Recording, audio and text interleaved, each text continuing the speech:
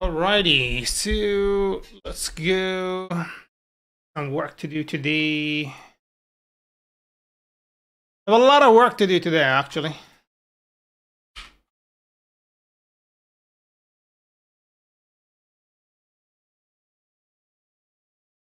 Honestly, I'm like pretty much done with this. So it, like more or less, it's settled down. So start creating the success and the error pages and start writing the unit tests. So I'm hoping like by Friday I can publish this.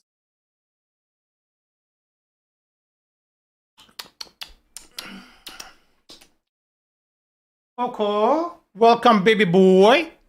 You should go on.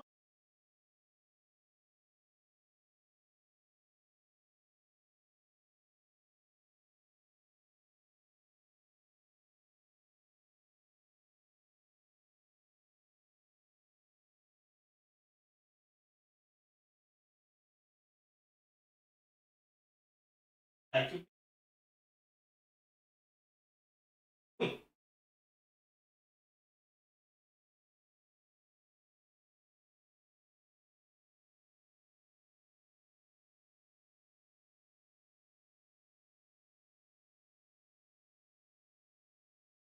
All right. Turn up some Spotify here.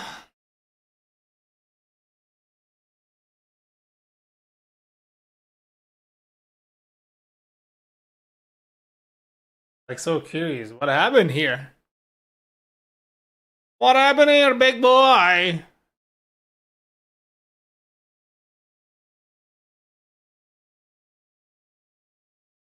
Instrumental.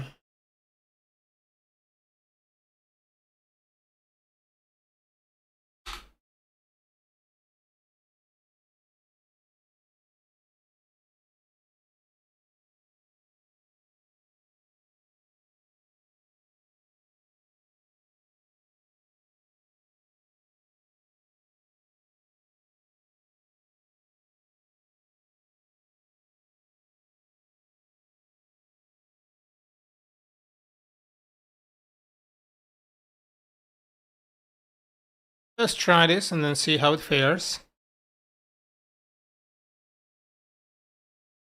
Alrighty. Actually, it's been a while since I.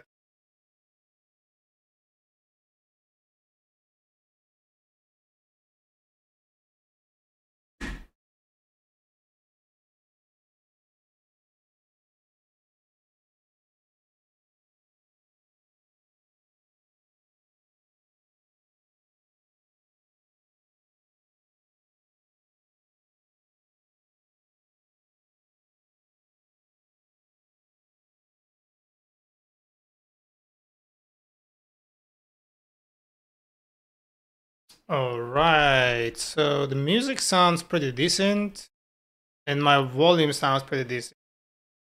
Yeah, we're good. We're good. Our good goes in the hoolie. Let's go, Leos. Forward and left. He didn't care for it. Okay. So edit this fucker because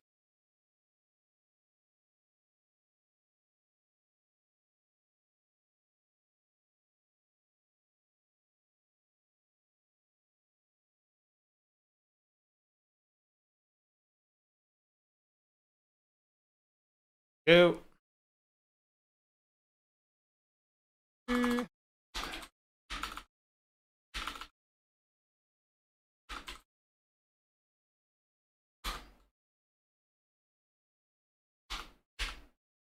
This is absolutely bonkers how long it's taking to fucking compile a goddamn page.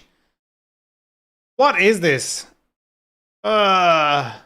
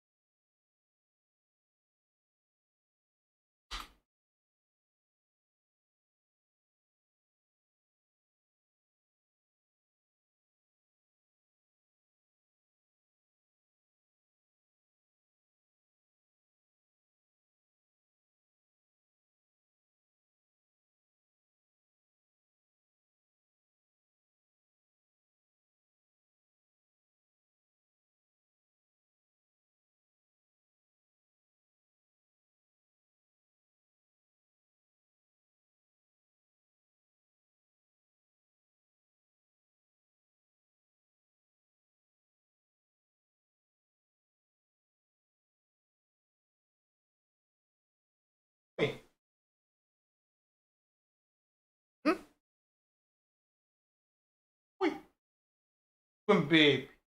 Huh.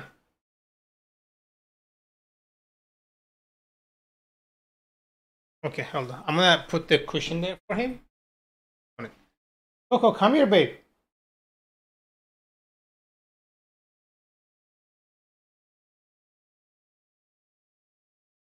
Coco, come here.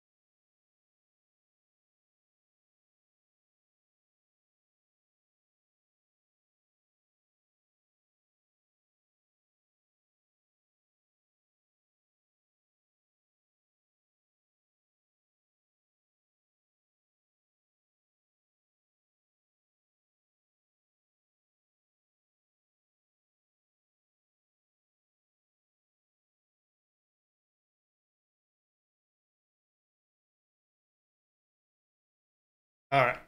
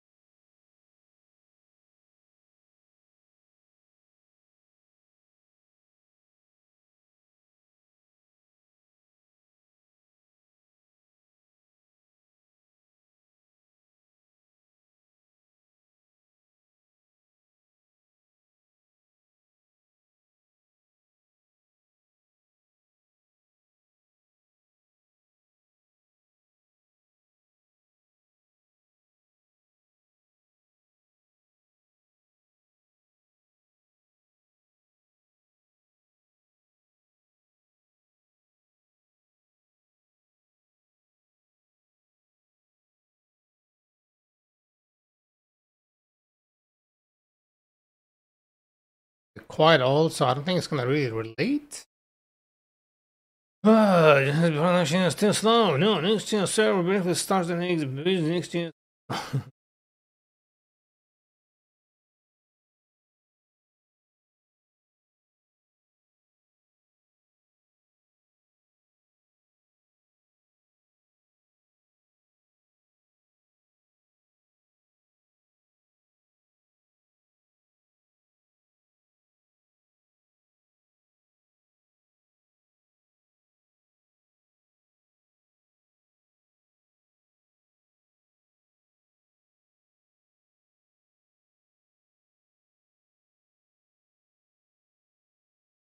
Yeah, that's absolutely fucking bomb.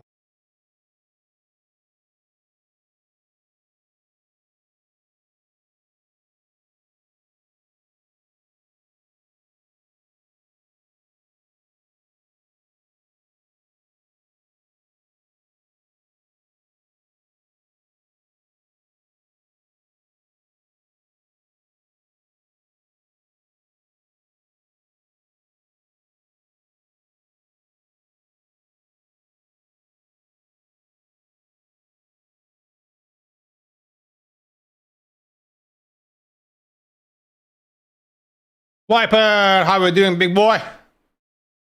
It's going all right. How about yourself?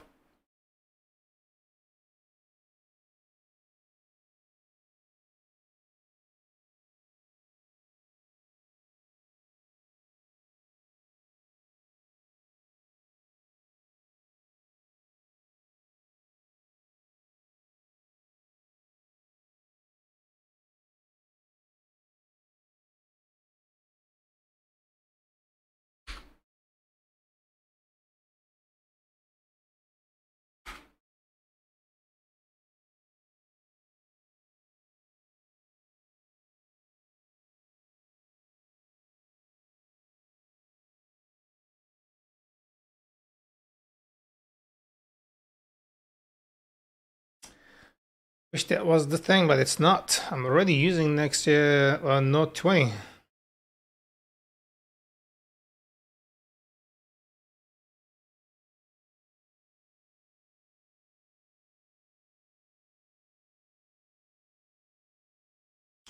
Going really great. Thanks. Just really sleepy. Bro, take a sleep, take a nap, chill out, rest, put your legs up on the couch, you know? Probably going to bed soon. Alright, dude. Yeah. Yeah, take care of yourself, man.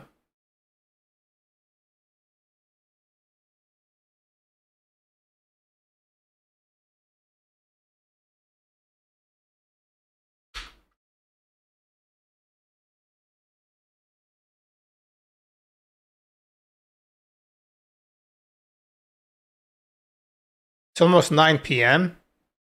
Yeah, there's not like a time that I can really go to sleep at that hour. I would wake up like before midnight and then wouldn't be able to sleep all night. It's not really my way of sleeping properly.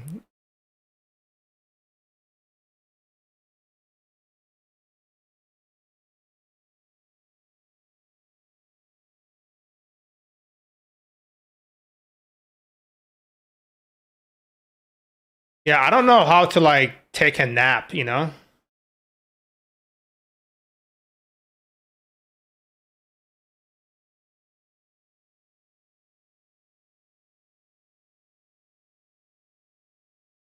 Turbo error is out, unfortunately. I couldn't use the turbo. Hold on. Next dev turbo ignore ESLint.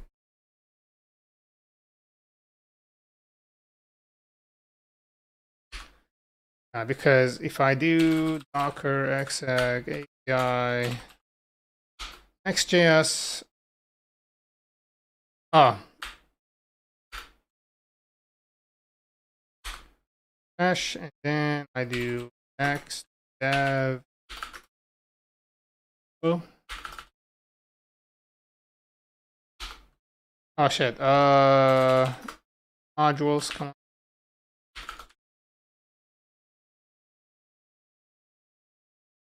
Next. Then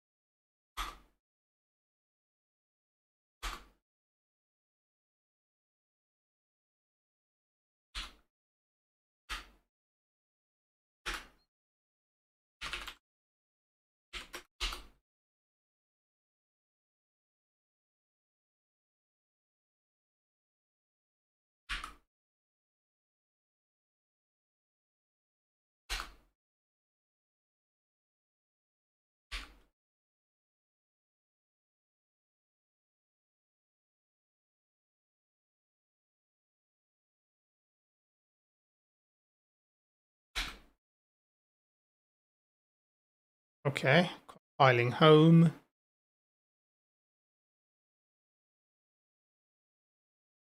And this is supposed to be turbo. What the fuck? Jesus, man.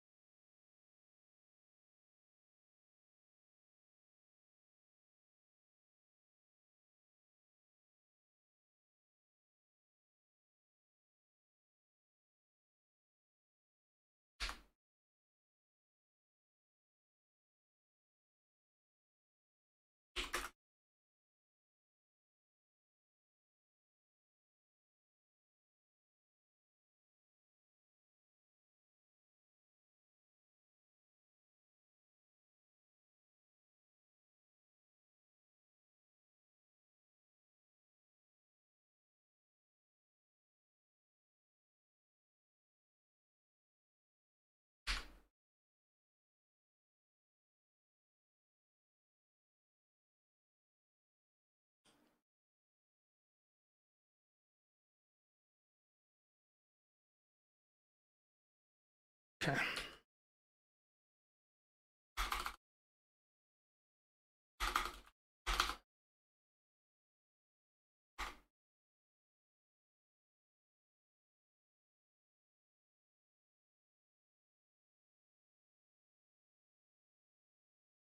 Come on. Yeah.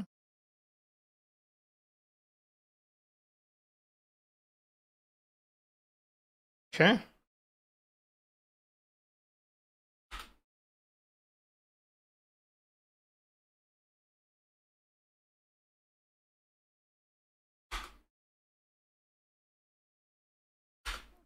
Why? When did I ever type this? This makes no fucking sense. Why are you even like suggesting that? What the hell? I never even ran that. Bullshit. What the fuck?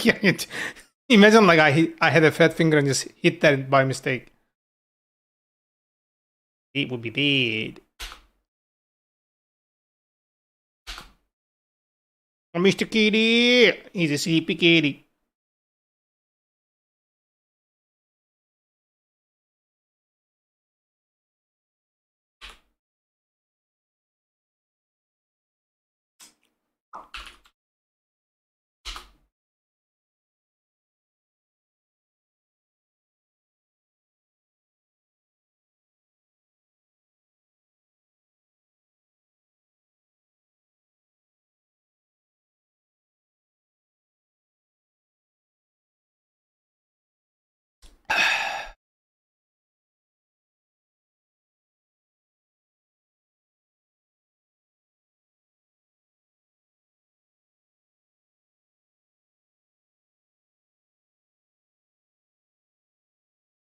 I don't even know where the fuck it is coming from. What file are you talking about?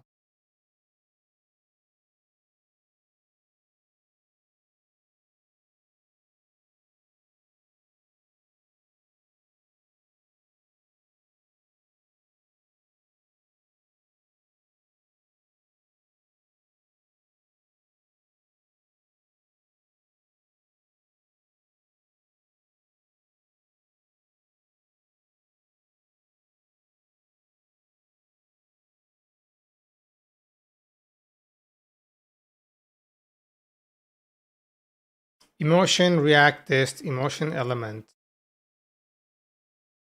So it's an external package. That what can I do about that?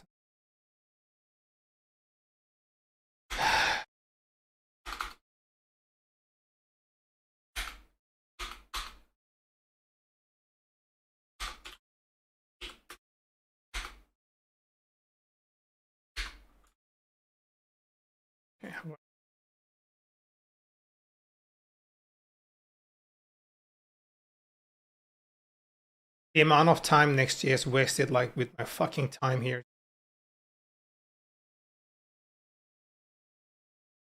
And regret it now.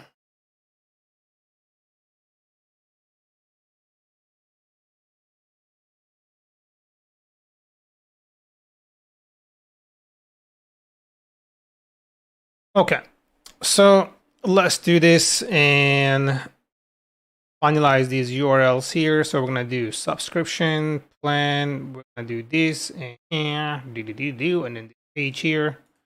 What does this page do? Page goes here. Okay, yeah, that makes sense. Billing subscription. Okay.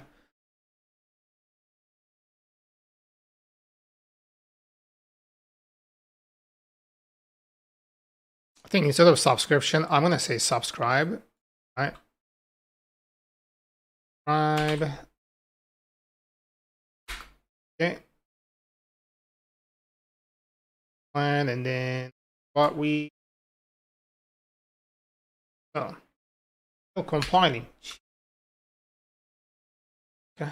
We're gonna go pricing. Then I think I need to update my URLs here. Uh-huh.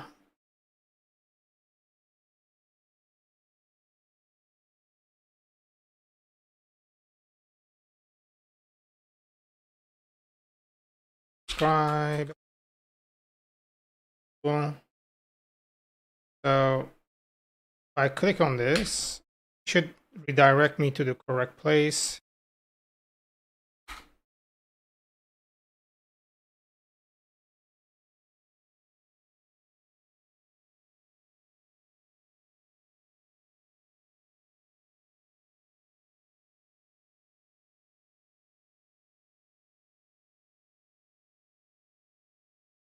Come on. There you go.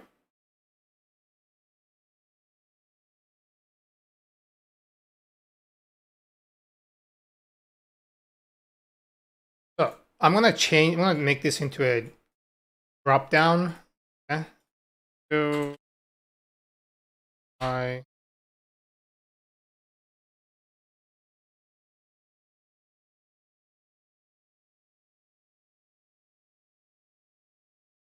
select. Okay, that's currently a fucking thing.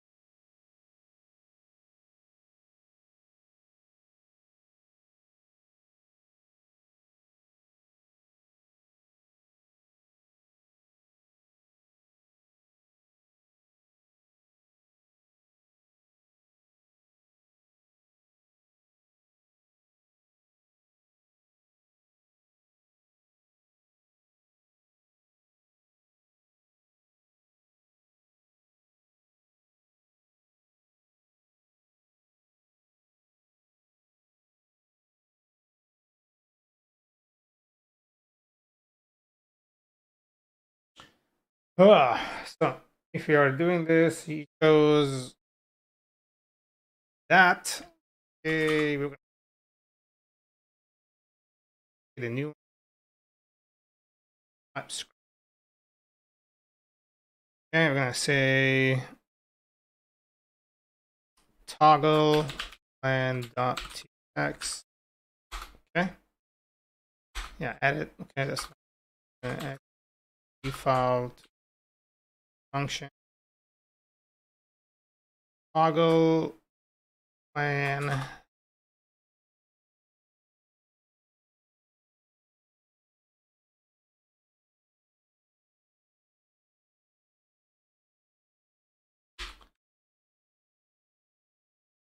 Point. Okay. Turn.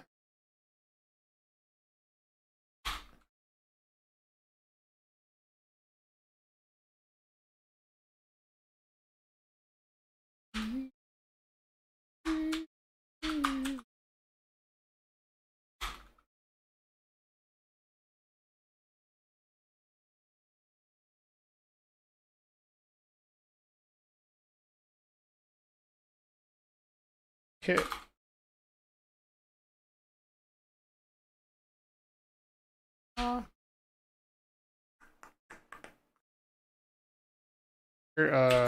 Plan.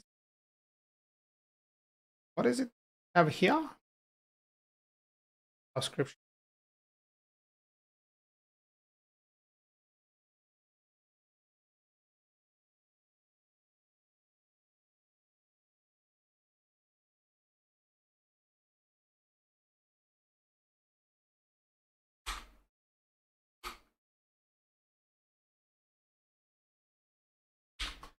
Then we're gonna say here plans dot app and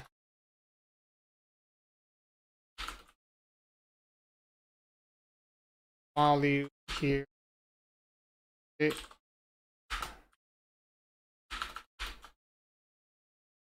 Plan dot name.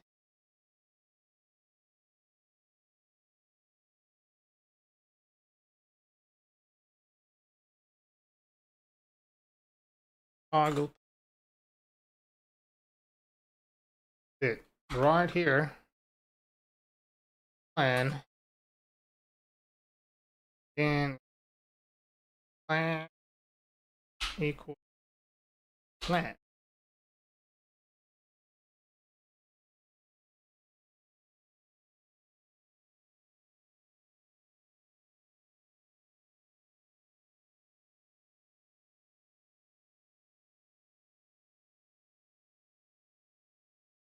Oh, I think.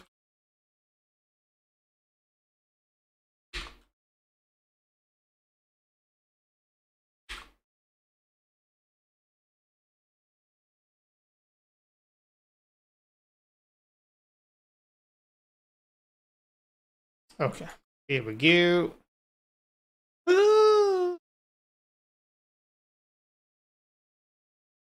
Wild. Right.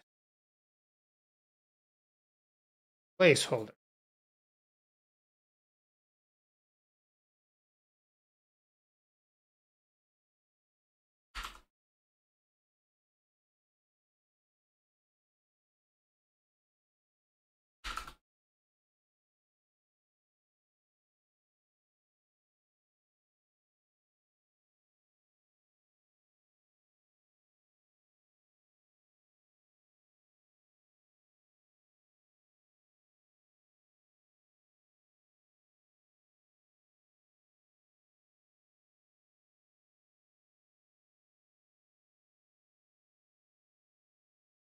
Right, because we are not passing it in target.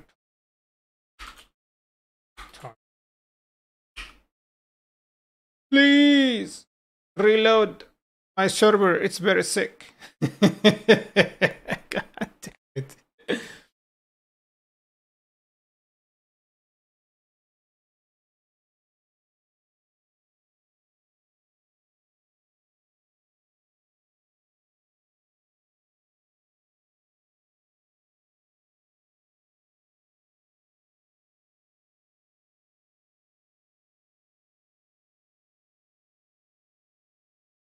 And then here we're gonna say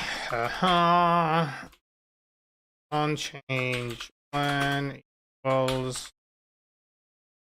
and redirect. What the fuck are you doing?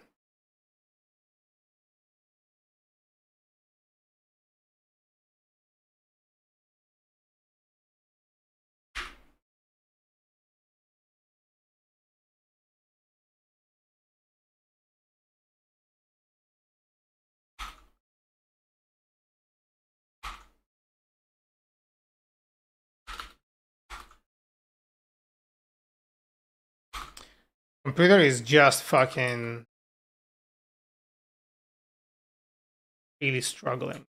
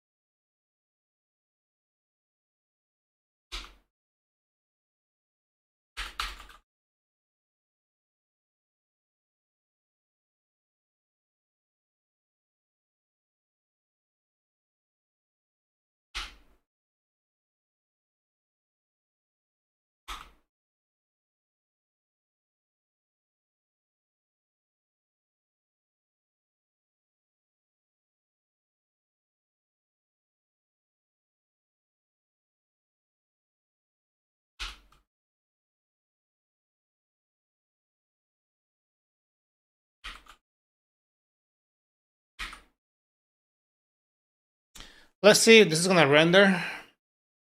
Oh shit, sorry. Uchicha Itachi, yo, welcome back. Sorry, your messages didn't show up here. I don't know why. What are we doing today? You are so busy today. Yeah, I'm just gonna like finalize these pages here and then hopefully that's gonna be it. Okay, so it looks like it does work, but it looks like it needs this. Okay, go back here. Okay. Oh, look at this boy! Such a good kitty, Mr. Kitty. All right. So we are in starter right now. And then you click on professional, right? It takes you there. Okay. Cool, cool, cool, cool. Suddenly it changed. Suddenly it changed.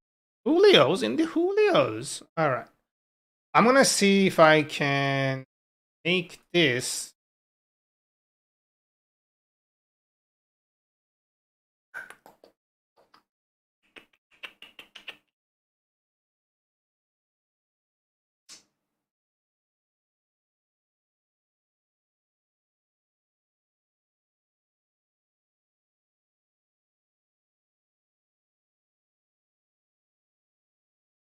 Okay.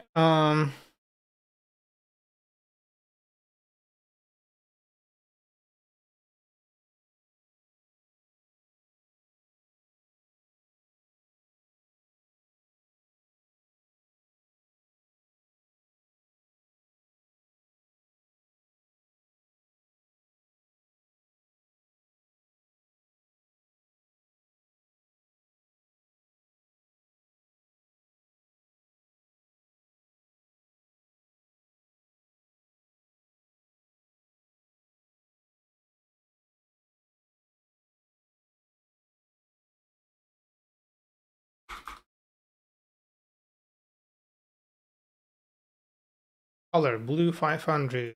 Okay. Let's color equals it.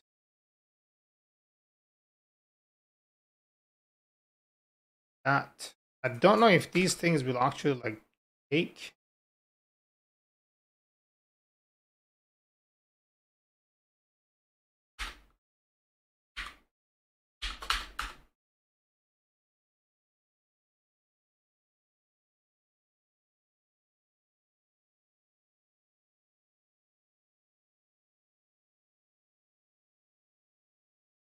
Jesus, ew.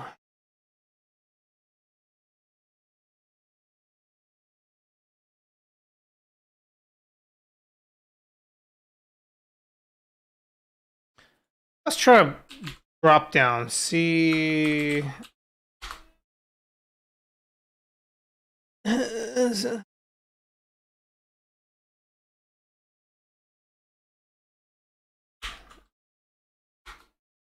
Works like a menu? What?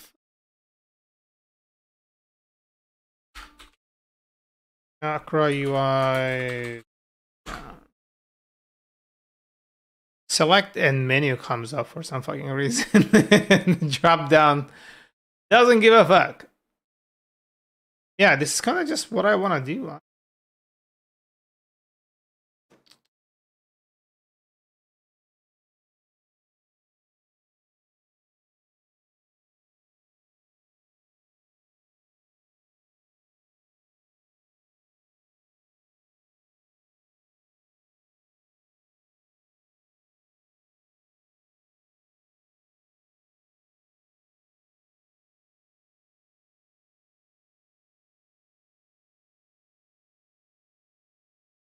Let's try this. I'm gonna do this. Okay.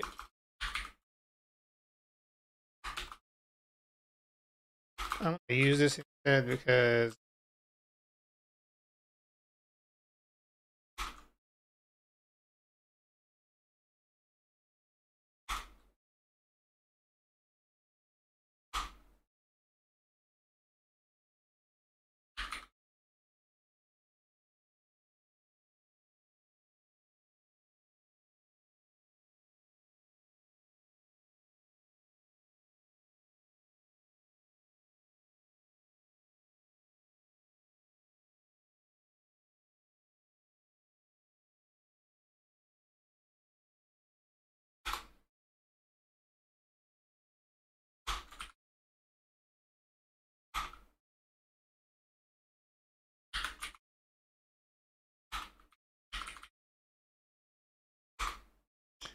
so we have color blue 500.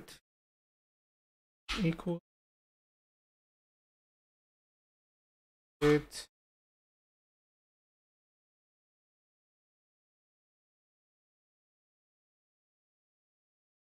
Don't I have a font size for this fucker? Edit it. Any list here is going.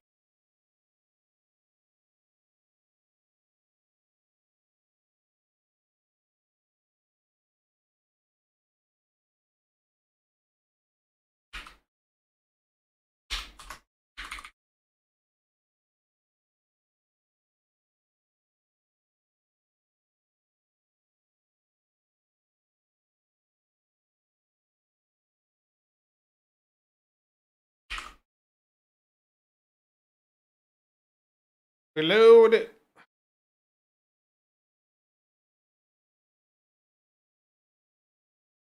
Hold on. Why does it have a fucking? Oh yeah. Any button.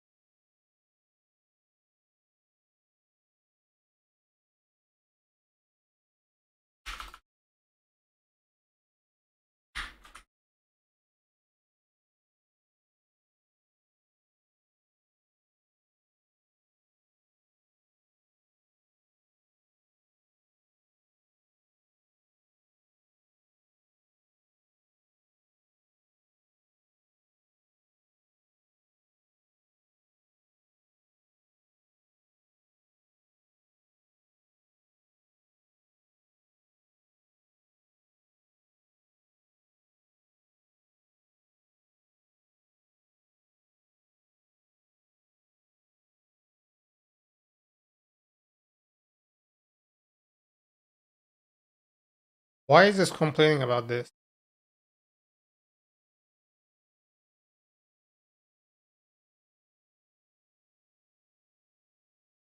Oh, it needs a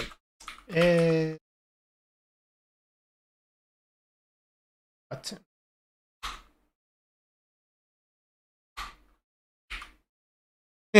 He's snoring right here. That's my boy. Pure HTML, CSS, and JS are better option than using any framework like Next.js or React. What do you think about it? I disagree with it. Also, tell me the advantage of using those frameworks. A lot less time. And messages are not showing up on your main screen, I guess. Yeah, it's not. I don't know why. I don't know why that's happening. So let me see. This is supposed to be working here, but it's not. I don't get it. Let me see if I can type a talks, bro. Each time I open Twitch, I reach your same title. Is it that hard to integrate Stripe on Next? It's because I'm just like really fucking slow with this shit. And I've been kind of lazy, to be honest. You know?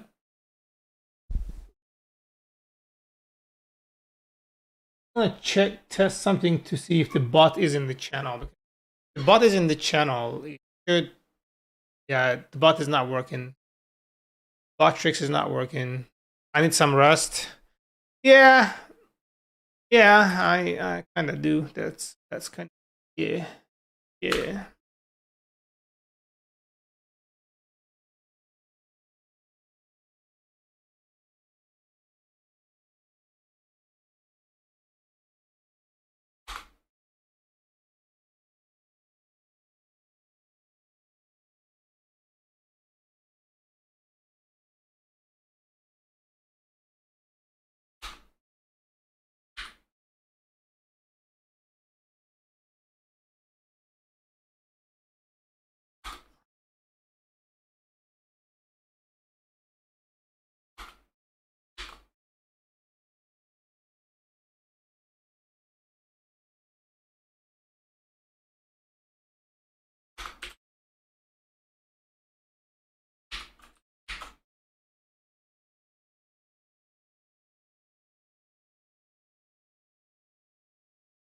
I mean, I could like the thing with a framework like Next.js or somebody who is more like backend, leaning people, it saves a lot of time and effort when you are using a framework like Next.js.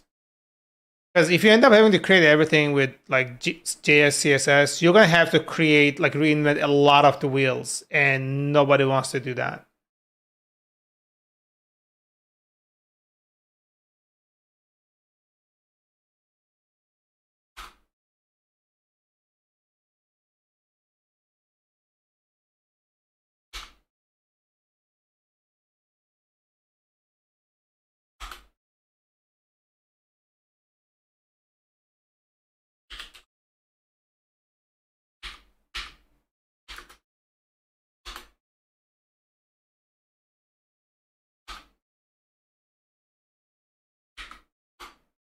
There you go. That's kind of what I need. Background, non-text align center, padding. I don't know. Okay. Gonna do text align equals center. In what do I do? Adding 0 size inherit. Size equal inherit. Whatever you're using Bootstrap and Tailwind CSS may be a better option. No, it doesn't fix. It doesn't offer the features, the things that Next.js is offering. Next.js is not a design library like Bootstrap or CSS. It's not a CSS library. It's not a design library. Next.js is a full-fledged framework. So, yeah, Jesus Christ, God damn.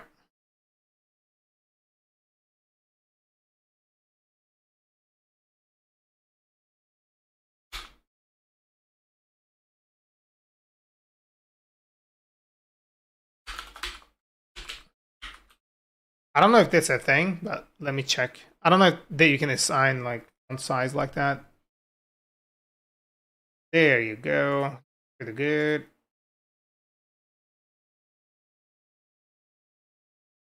Ah.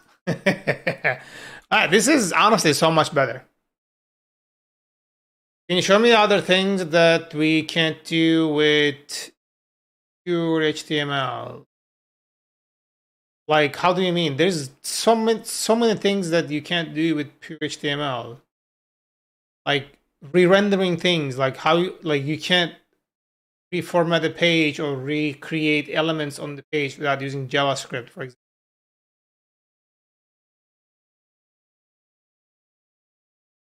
You can manipulate things to a certain extent using CSS, but again, like, why would you go to trouble when you can do it like with a single line or a few lines or supported framework through the supported frameworks in an ecosystem than reinventing the wheel? It just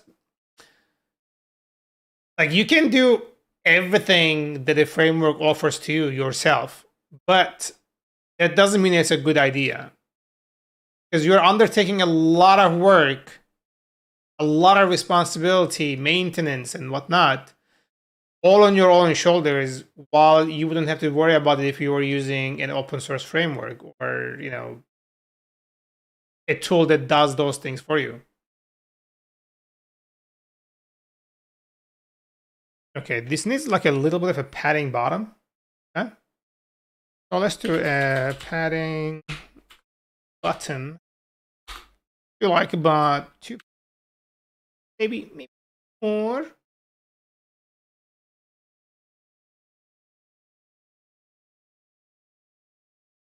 Can I do like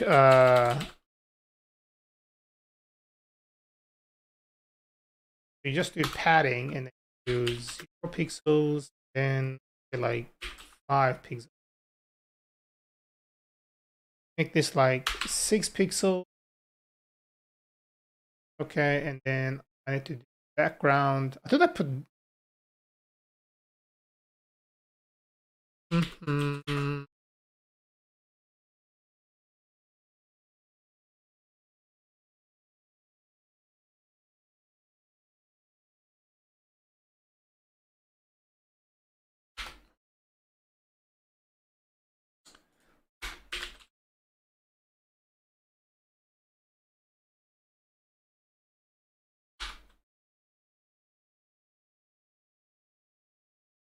I hope it's not the other way around. I'll also get my hands on NextJS if you can make a small video on it. Like, I have to make a small video on it? Like, I had to do it?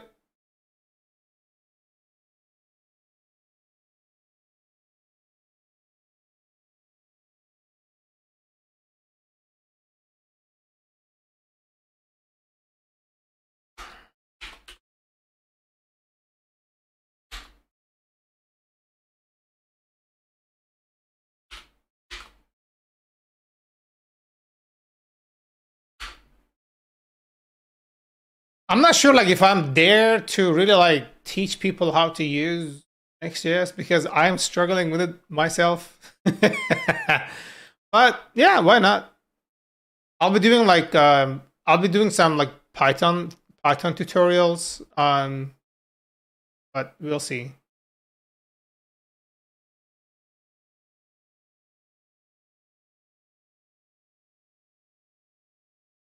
Oh yeah, sorry. Please, just render for me.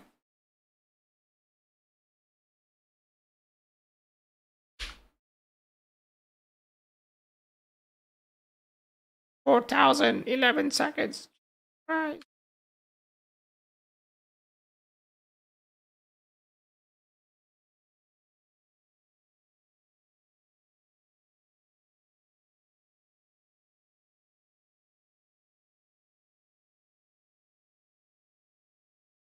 I'm gonna like center. It's getting a little boring in here. Oh man, you're dissing me now? Jesus Christ.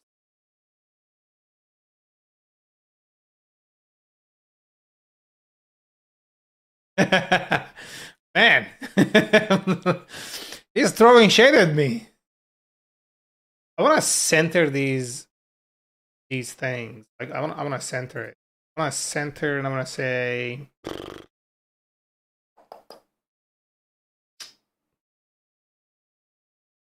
If I change it to professional, how come it doesn't change? Fucking. Oh, this is a drop down instead of sub. Yeah, what am I doing? All right, so I'm back. I say here, text align, enter. Okay. It equals 100 and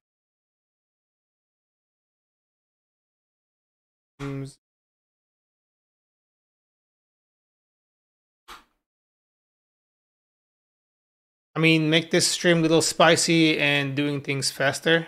Ah, dude, I'm a noob. Like, what are you expecting from me? I don't. I'm giving you everything I have right now. You're expecting too much.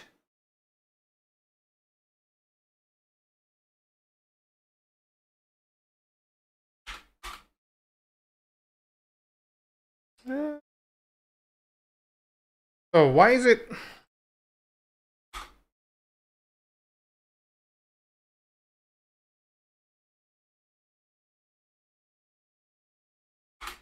So the display here, it's not.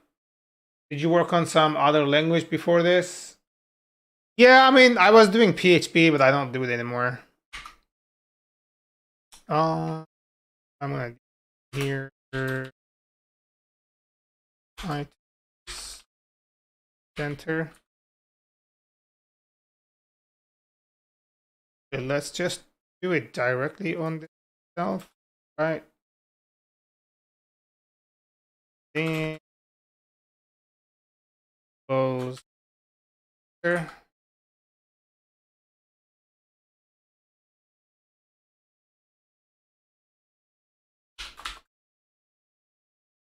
All right, let me see if this is gonna work.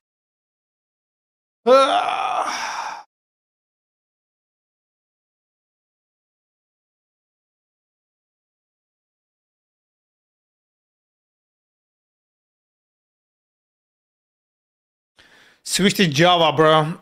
I see Java jobs everywhere. The most stable dev job is Java jobs. Why does it sound like a tongue twister? Java jobs. But yeah, I honestly see a lot of listings in Java, like no cap. So it looks like our padding is not working properly. Padding.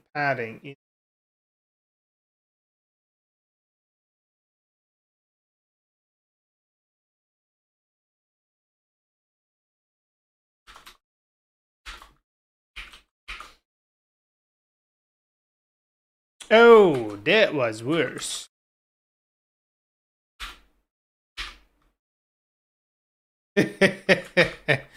I'm so sorry. Okay, that's much better. And then I think go to icons. I want the icon that goes both up and down, like up down arrow.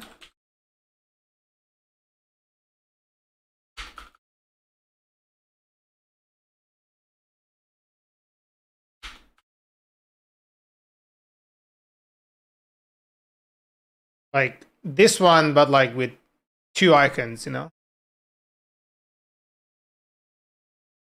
I do arrow. Okay, should be like a dual arrow something, right?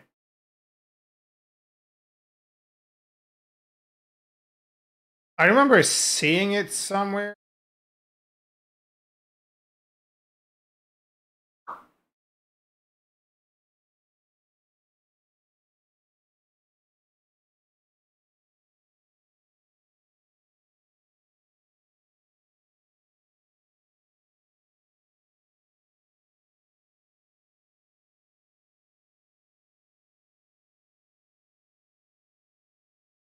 Like this one here. But with the other thing.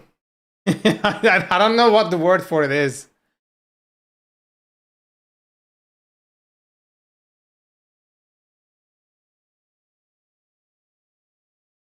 Use one of these, although it kind of looks weird. Something like this could do arrow and like the opposite direction arrow.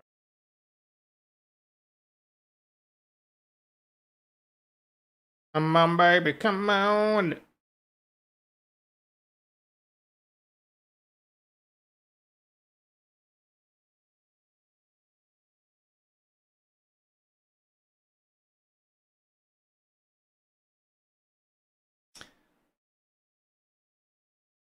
Like this bit. You know what? Let's try see how it looks. I don't know if it is gonna look decent, but I'm gonna and then yeah. I guess the reload. I don't know how it's gonna look, but let's check it out.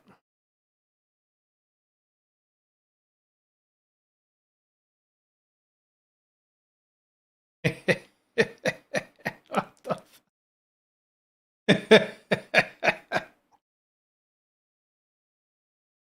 Got to be fucking kidding. If I do this, it's gonna give me an error, but fuck it. Ew.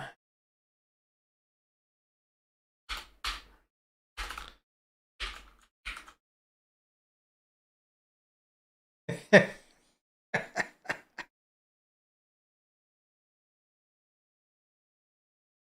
think I set it to 35 if I'm not wrong. Absolutely.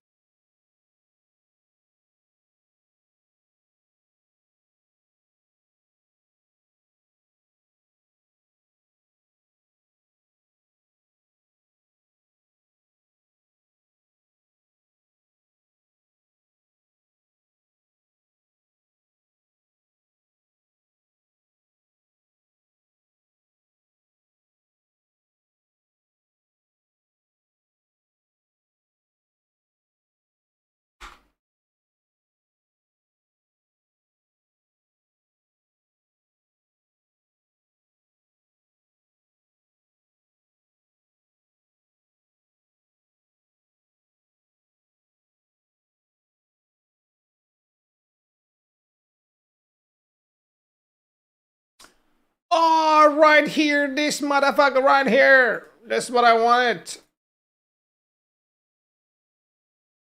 Thank you very much. Import this for me, please. Did you import it for me? look at look at look at all these goddamn.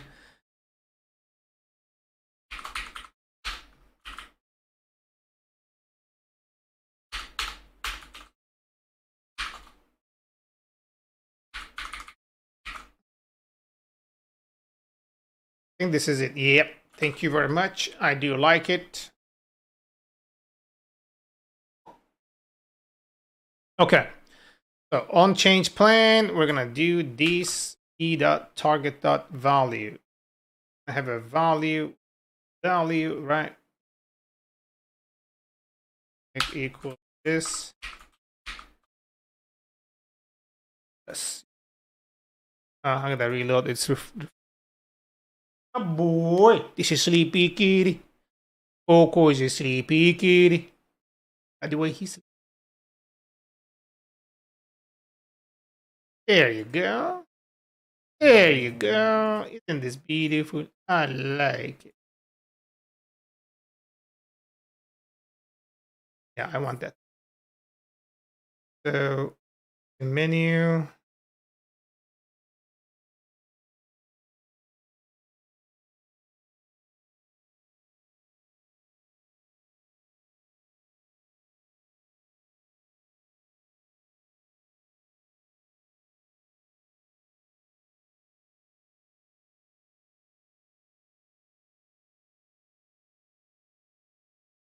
Oh, it's expanded. So I think right here, still say none.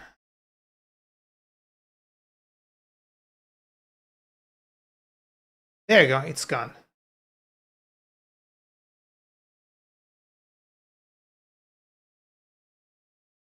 Clap.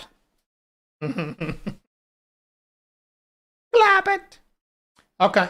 So this is good, and I'm able to that. Let's out problem target dot values.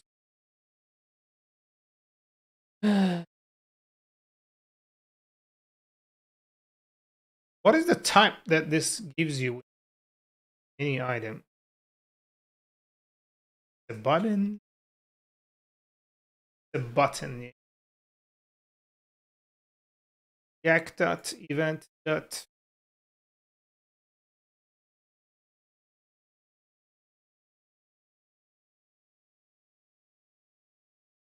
And I don't know what it is called.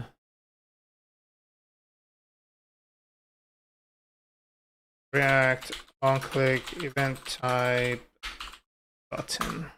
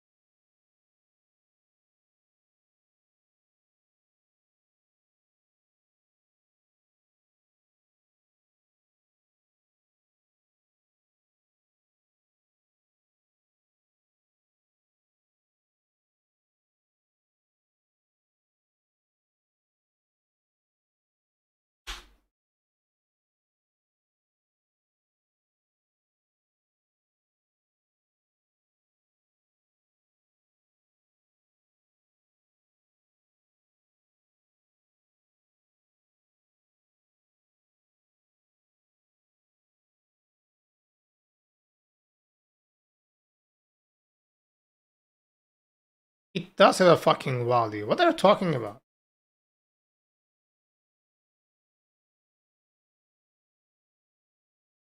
What?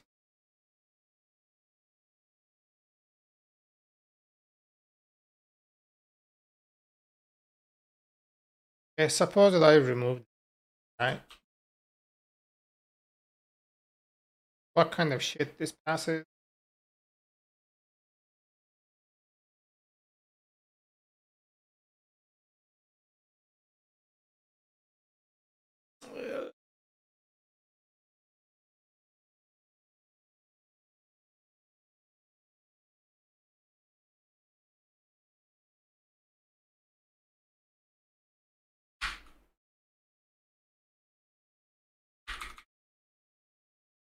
I think this is it as far as the errors go. Oh, I have an email. Let me quick. Oh,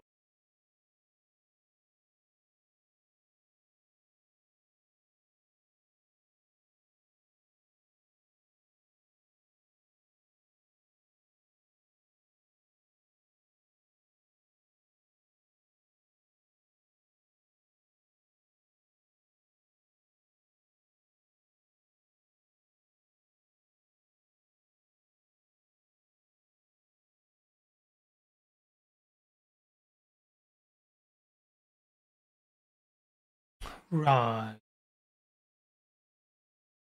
Good email.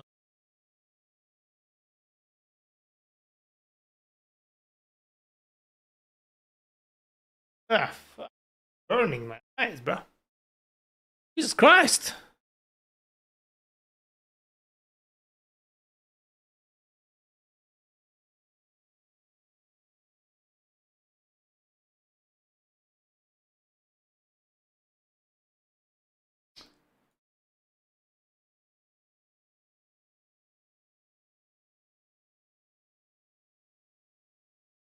Okay.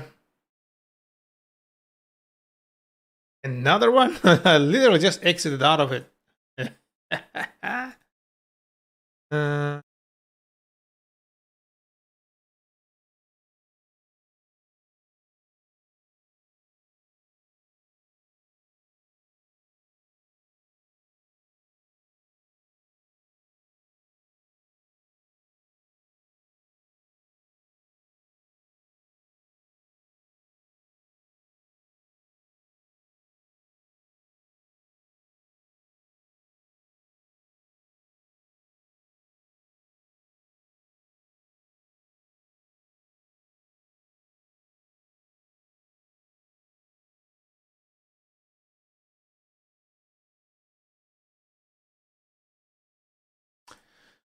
have to do something.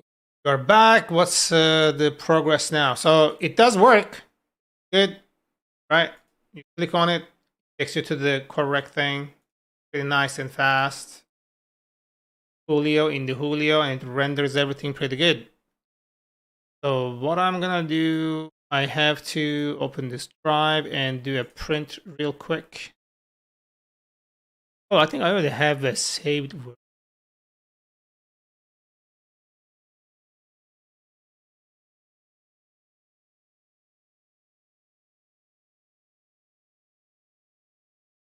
Here.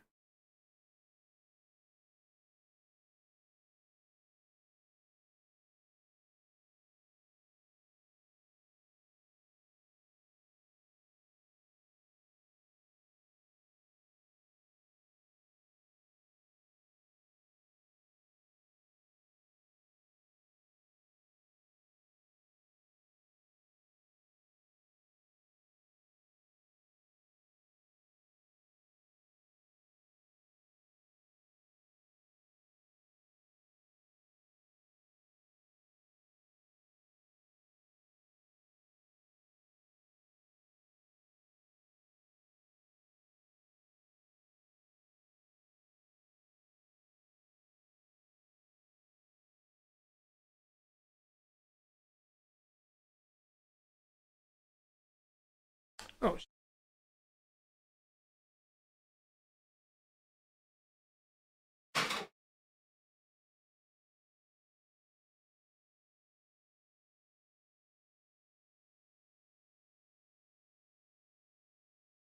What's next after this? After this, so when you click on this thing, right, and you come over here, the URL for you gets generated, and you complete this thing here. And then when you complete this, it will bring you to a success page.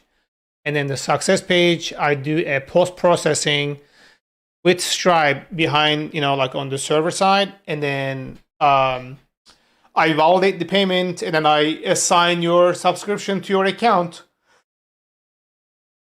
And then you'll be able to use you'll be able to actually consume the services. So basically, that's it.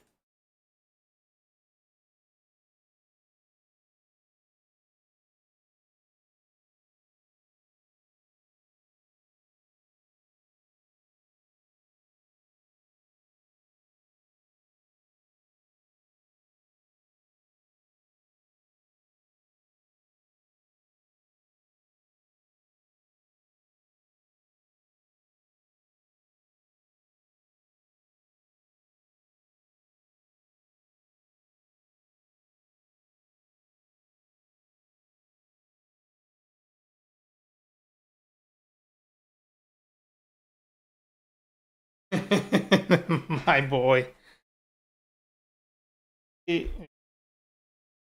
And need this.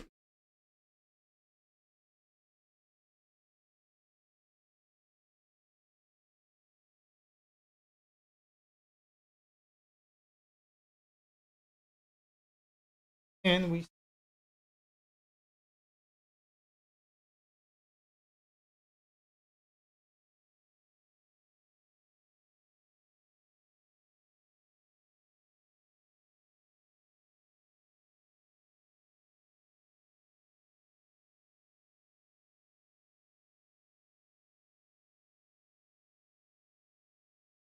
eating. You have set permissions for different users. I guess like where some particular subscription can do the things. What happened? No. I was supposed to send a document, and there is a misspelling in my document, so I'm resending it. So basically, what's happening here is right now. Okay, let's go back. So like when you go back, right? Like each thing here has what you gonna call this thing, like offered. Each bundle has like certain features that you consume. So like with this bundle, you're gonna have 1,000 uploads, 500 conversions, and then 5 gig data processing. And then you go to professional, it's gonna be like 5,000, 1,500 conversions, 20 gig data. Business like 300, whatever. Yeah, this is like kind of like I just randomly type those, but they're gonna change. And what this will do is, depending on which version you are paying for, right? Like you'll get to like the overage charges here is going to be, let's say, if you're paying for starter, for example, and then go back to the thing here, right? Look what happens. You see, it says one conversion included in starter. That means like you get like 500, and then each conversion after that is going to be like 5 cents. Like you'll be charged 5 cents, and then for uploads, and then for what you gonna call this, for uploads, and then data process. Each one has like a thing. Each one has its own limitation. Basically, that's kind of what we are trying to do. I'm gonna have to do a scan here real quick. Okay, and then scanners, please find my scanner.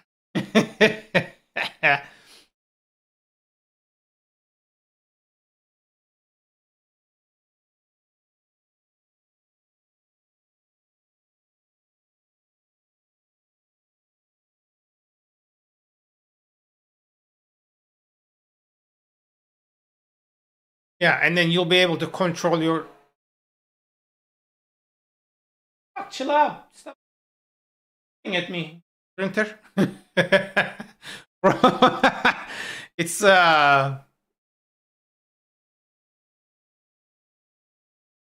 Okay.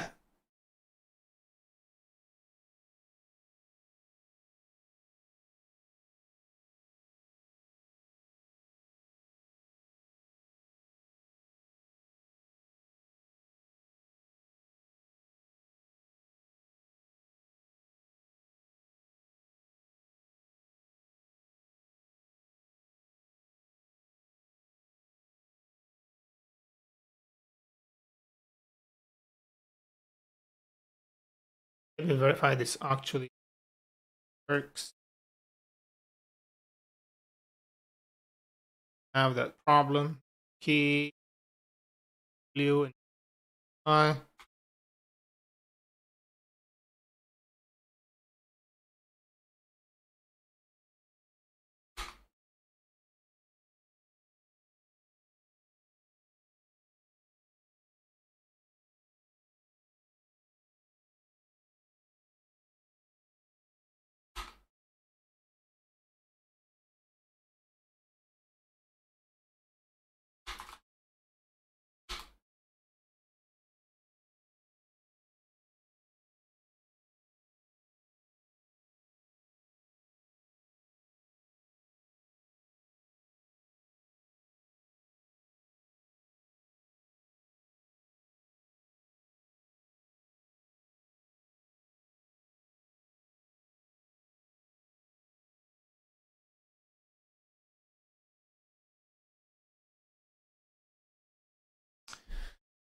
Your dog following you? That's my cat.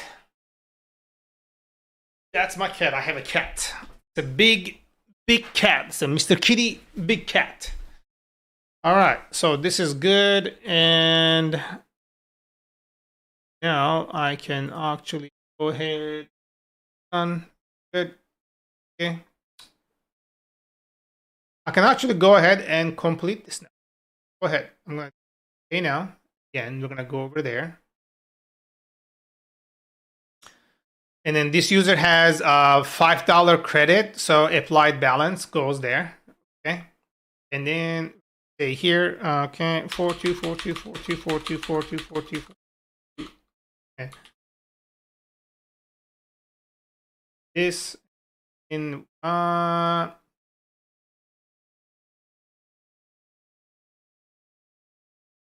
Austin. United States.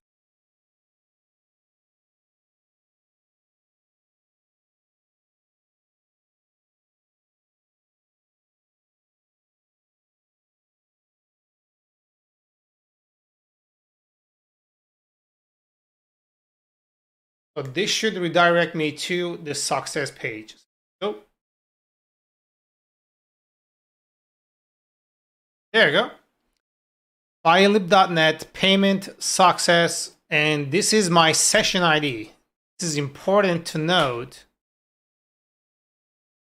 Can you suggest me some website or anything so that I can also apply for a job as a fresher?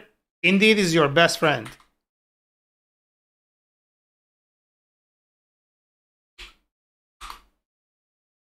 I would definitely use Indeed. Yeah.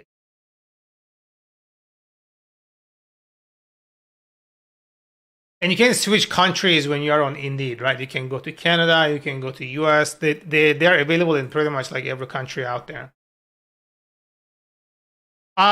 It's my computer needs a reinstall. Honestly, that's what's going on. Okay, billing session. So if I'm looking at this thing here, I need 99C3, which is the last one right here. Perfect. This is actually perfect. I like it. So right, so this is gonna be like subscribe, and then right here, I'm gonna do success. Okay, we're gonna do here success. Is it double S or single S? Double S, right? It's double S. And then we're gonna do a new file, and we're gonna do page.tsx. Okay, yeah, add. Okay, we're gonna go here, export out function.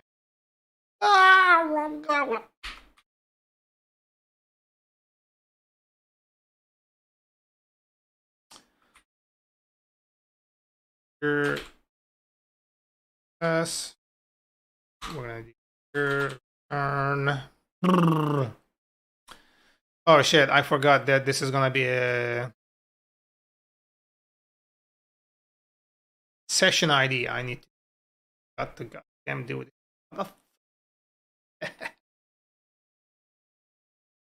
All right, let's do a new file here, directory here. Okay, and it's going to be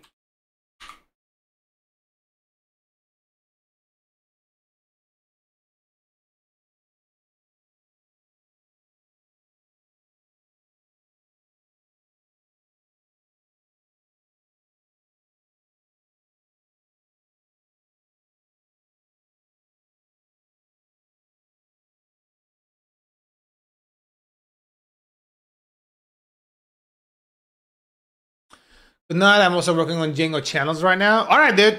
Django channels is exciting. Yeah, do your thing. I'll catch you later. Yeah, session ID. Well, I'm just gonna say here.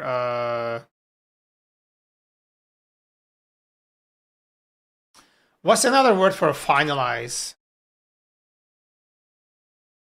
Finalize synonym. Synonym. Finalize. Uh,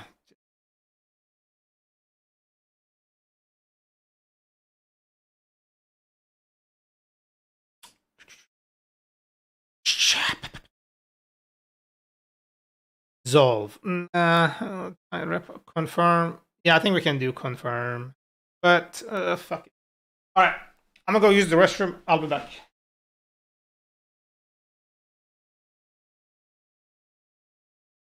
Ah, stop the light.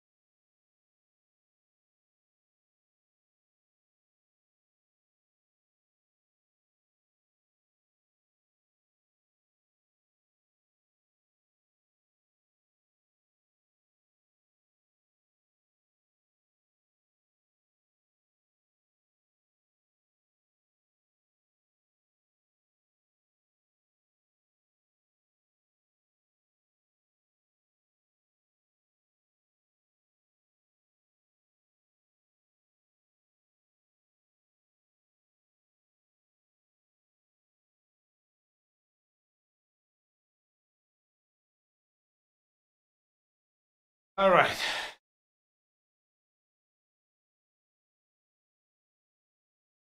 I'm gonna have to eat soon. I can make a little dumpling or some shit, so we should be good. Okay.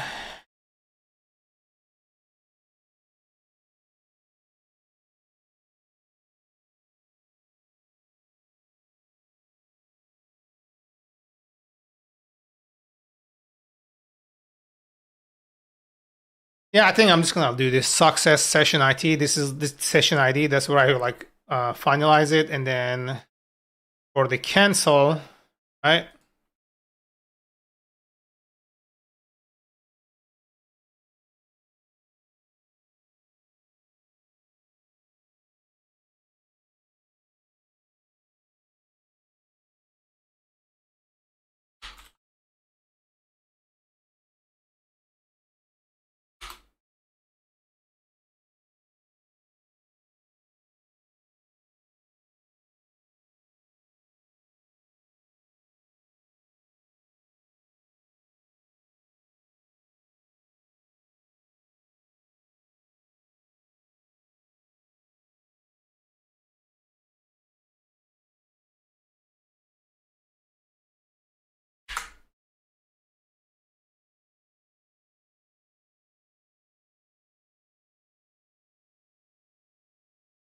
Yeah, I think I'm just gonna say verify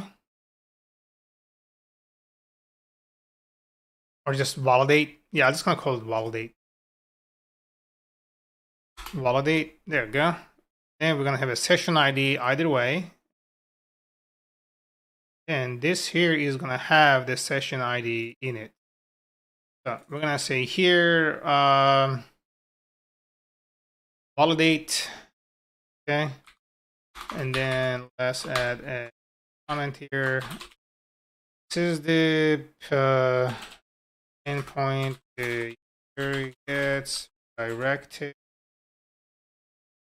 after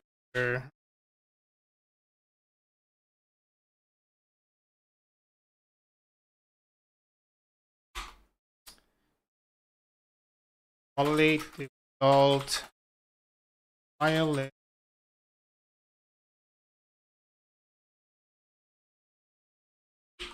How the fuck did I even go to the other side? Okay. Yeah. Okay. NextJS routing. I don't fucking how it was. Dynamic routes.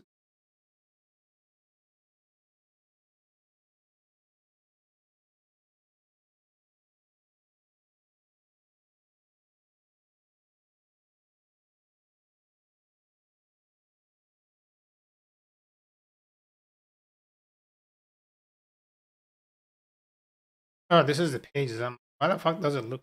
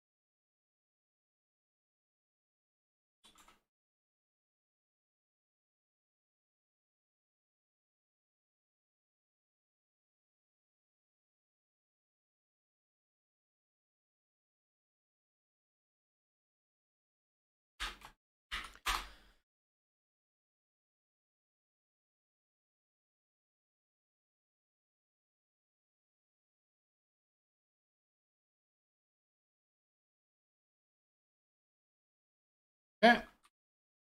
And do here.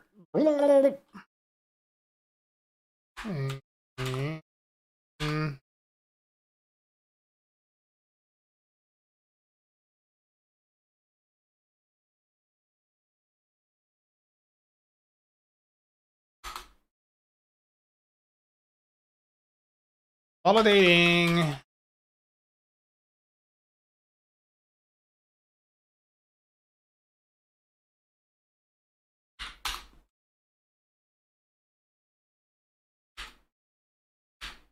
Constant.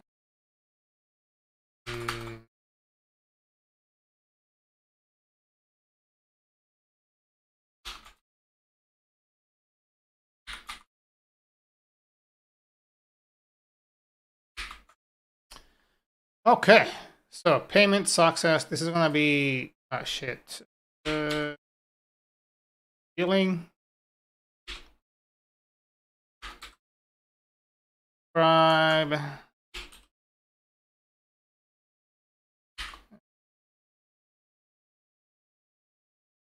Validate. I think that's the URL. Fuck, it's supposed to be. Oh, it's compiling not found. So I guess we're in the wrong place. Billing, subscribe, validate.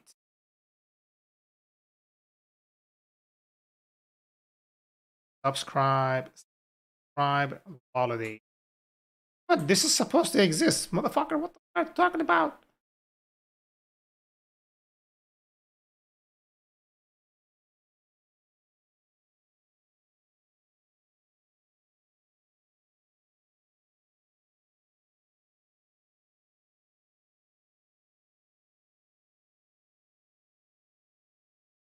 Oh, it's.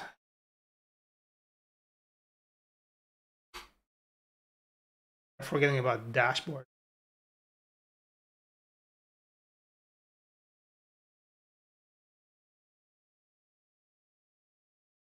There you go. Beatable. So we're gonna go over here now. Okay. We will have a new endpoint here that's gonna say subscription. There. Okay.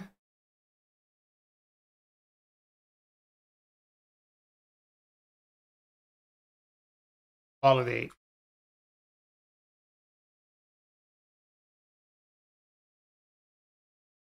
Session ID. Okay.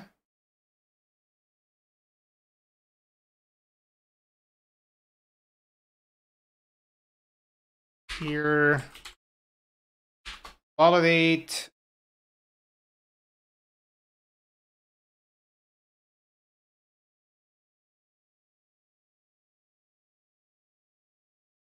Okay.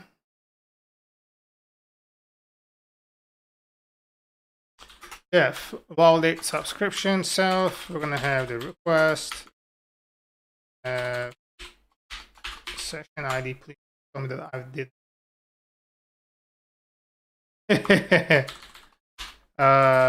This is the. All right. Back with other about a notice.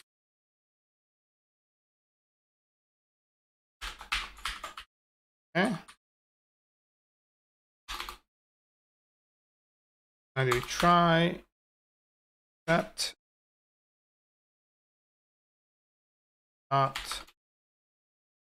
Does not exist. Please.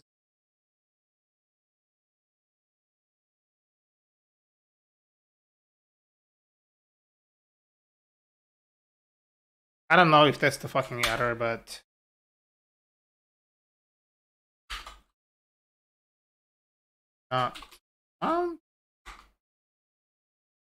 what did I name that fucking thing? Bro.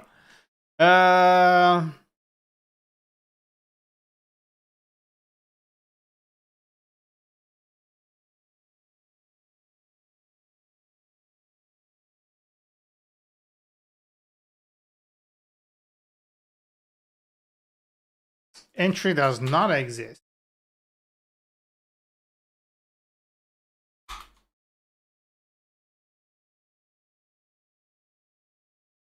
No payment.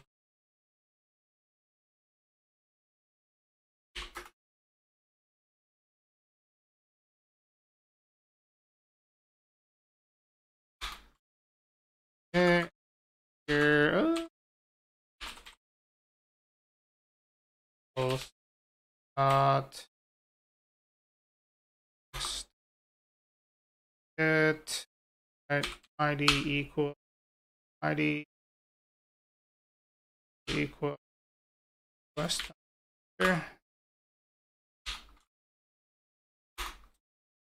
Import it, please. Thank you. I say here print right session and session artist.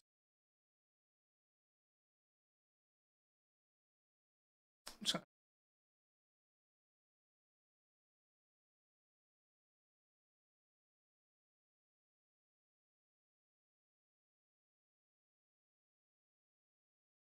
I'm gonna come down here to our URLs.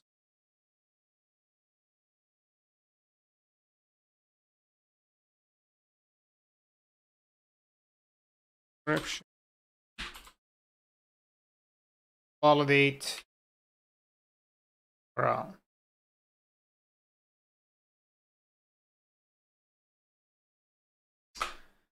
Is the wrong one because I need it over here. Oh, subscription.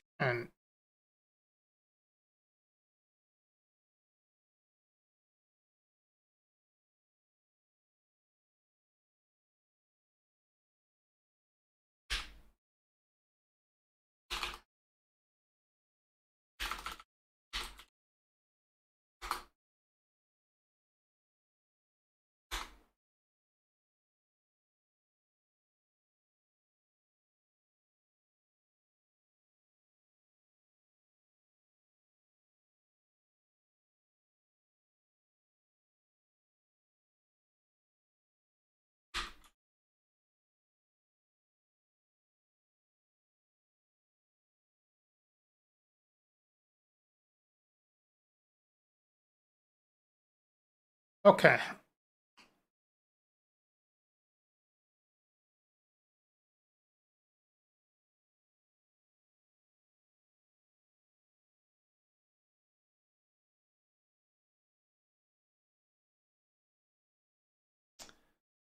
Is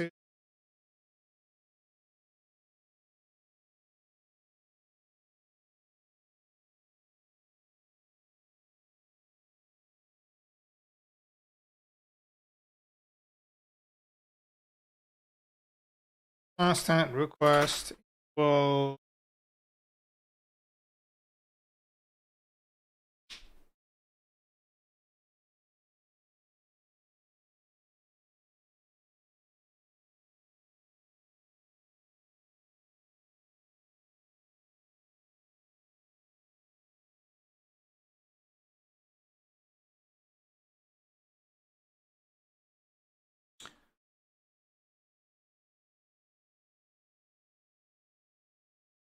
what exactly did we see?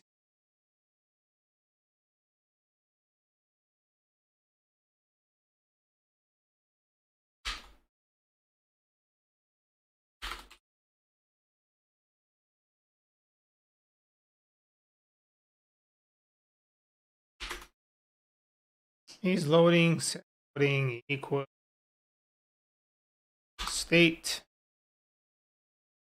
Oh, okay.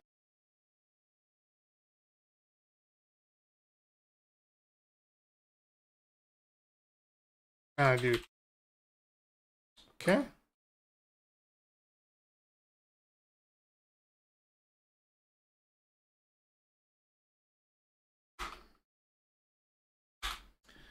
I say here is loading and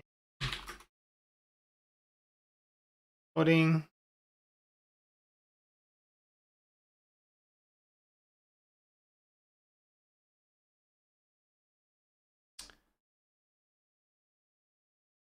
Checking payment to I don't know.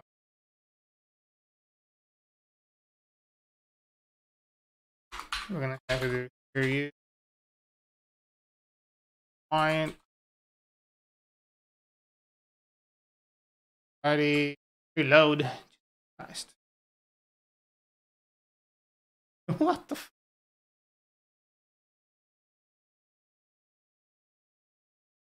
Good. Okay. In the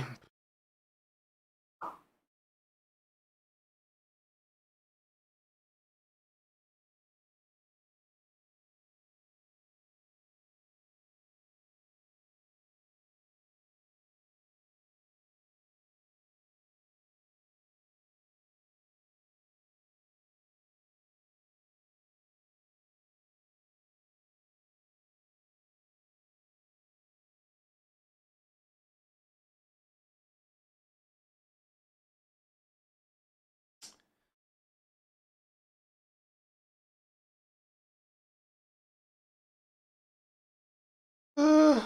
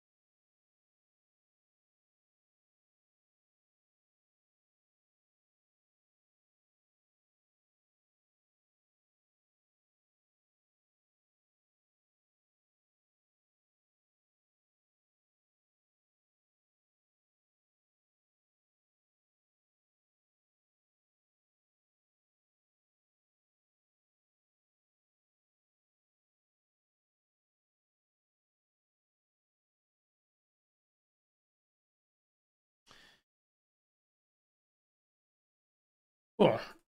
So here, I think I'm gonna end up having to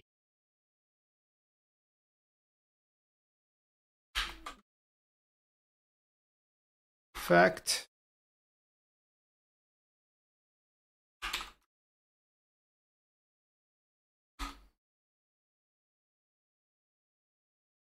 And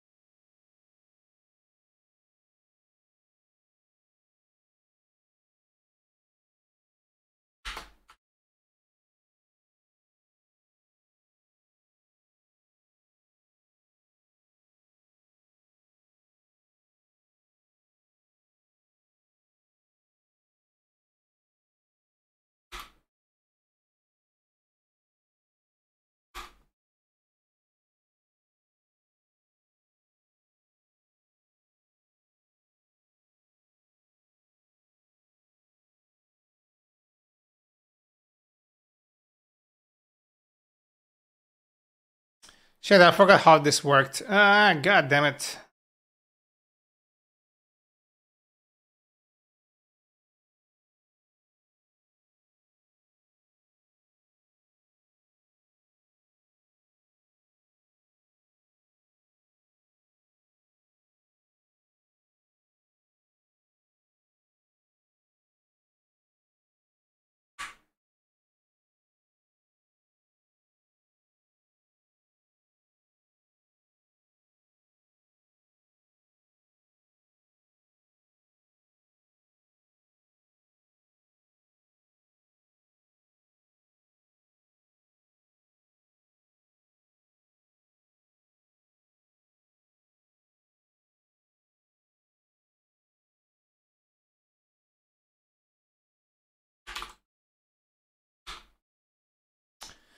And we're gonna do here constant rag equal I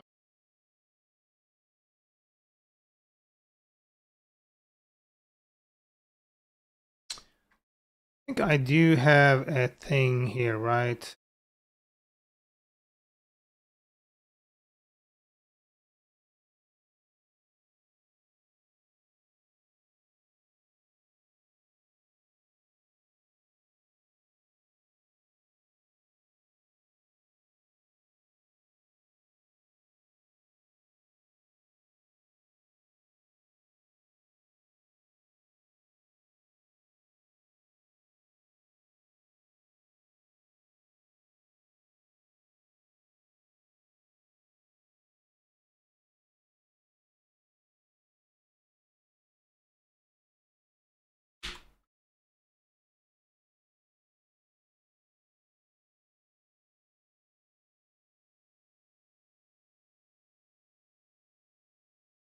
Export async function.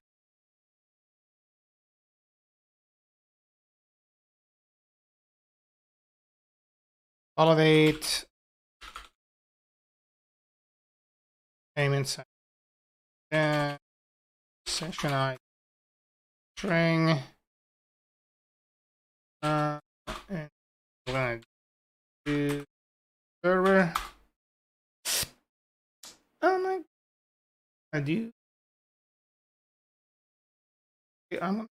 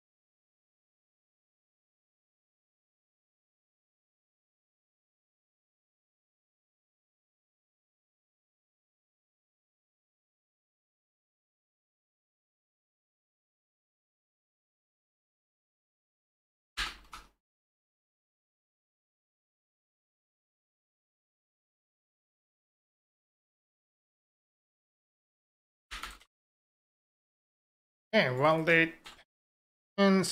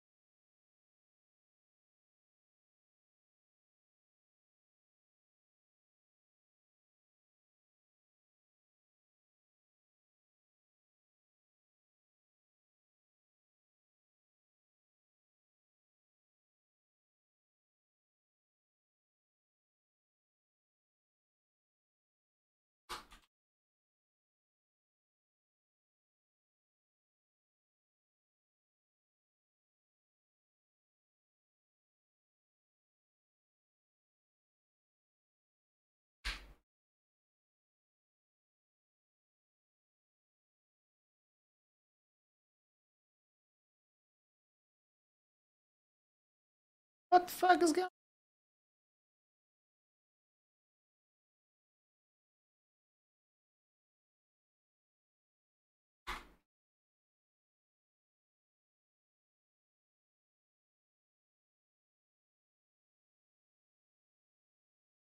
Call this URL in a post, but it doesn't end in a. You happy now? Destroy is not a function. What?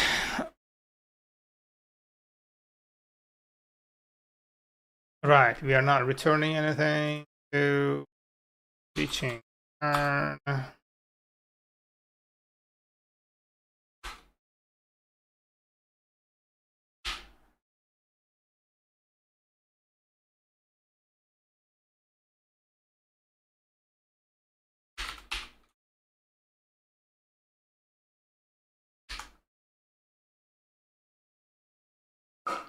Let's go.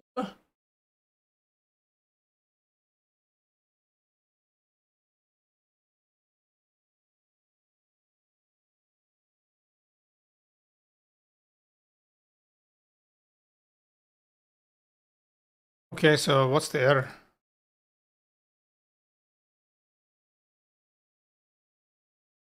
Destroy is not a.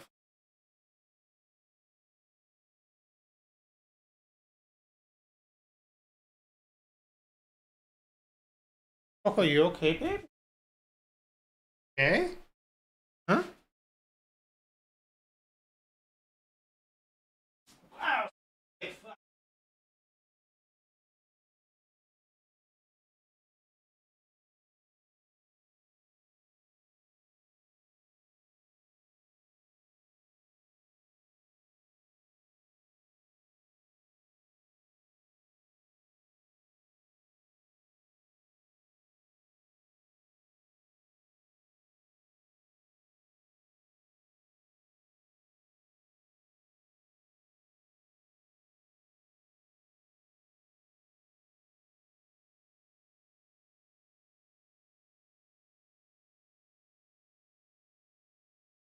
He just some little screeches. Okay.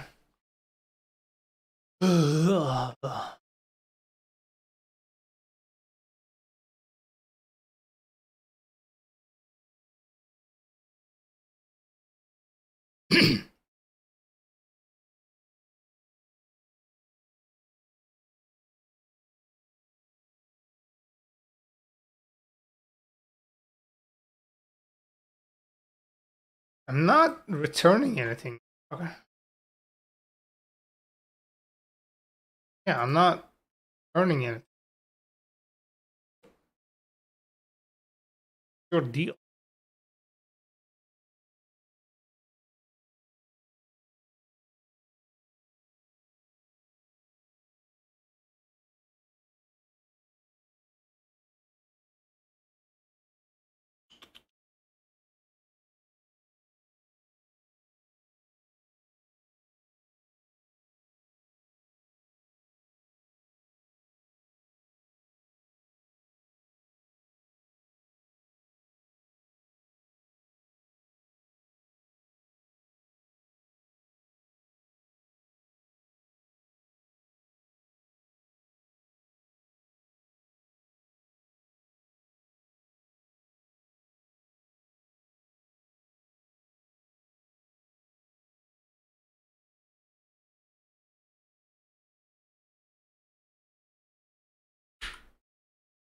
Oh, because it's expect promise. So.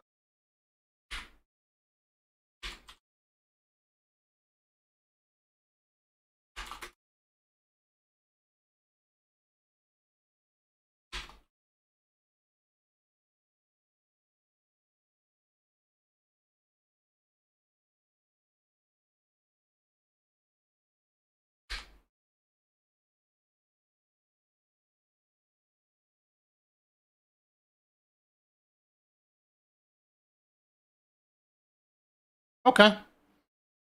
This works. Julio in the Julio. Here. But promises must be obeyed and all to.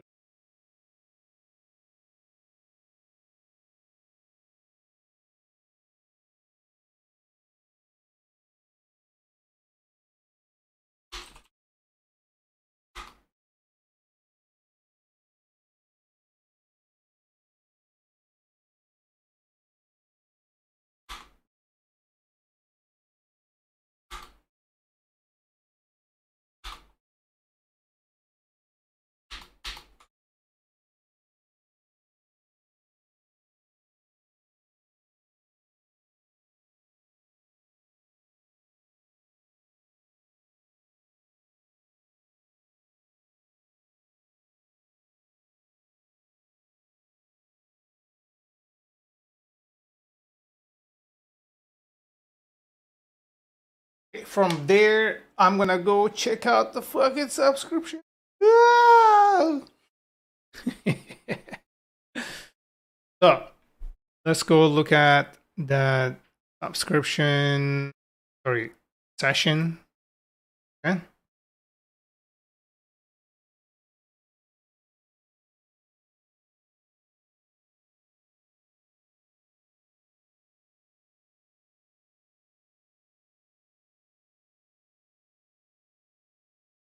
Provider. I think it looks like I forgot to add the fucking subscription here.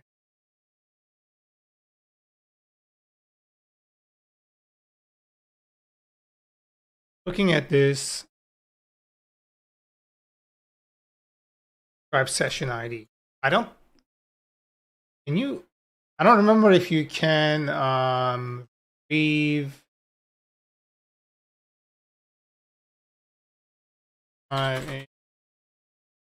Eight.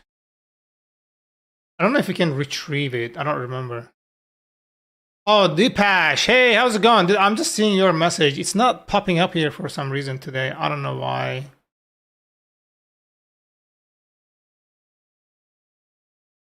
Okay, you can retrieve session. Retrieve a checkout session.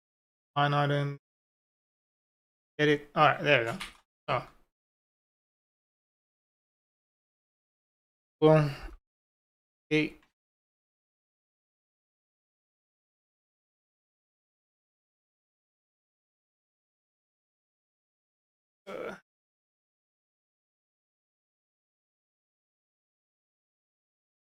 Why do I have an error here?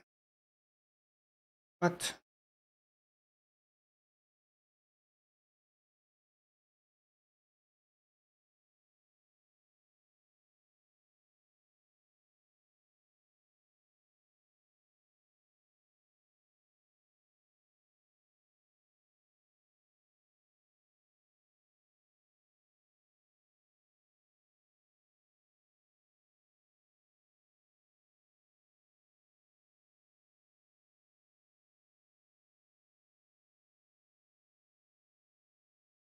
It's weird that it doesn't even like tell me that there's a fucking error there. It's kind of crazy. Moria, how you doing, my dude?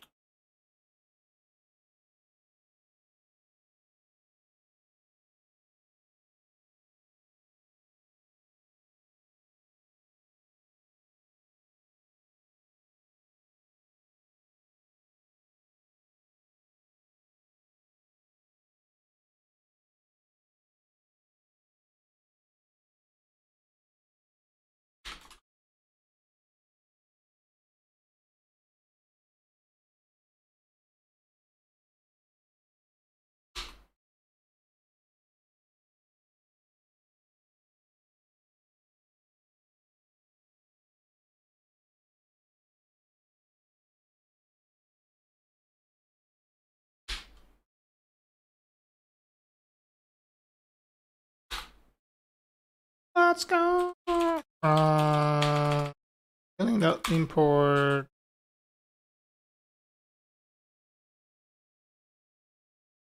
Objects. Last. Wider. Type. Okay. session provider. Okay.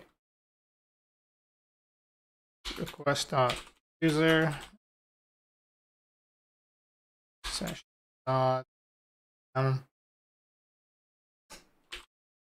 product.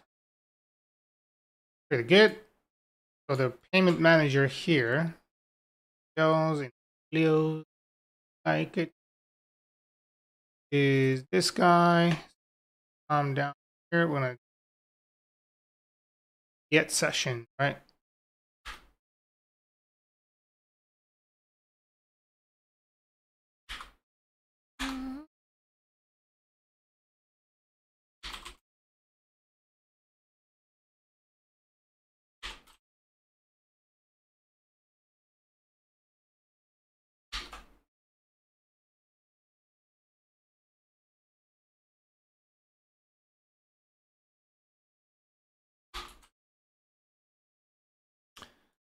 And then turn, and then I do here. Turn, type,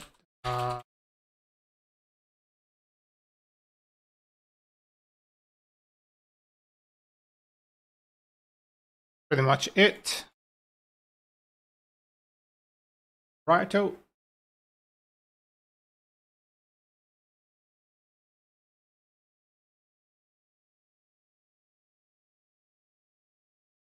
Okay.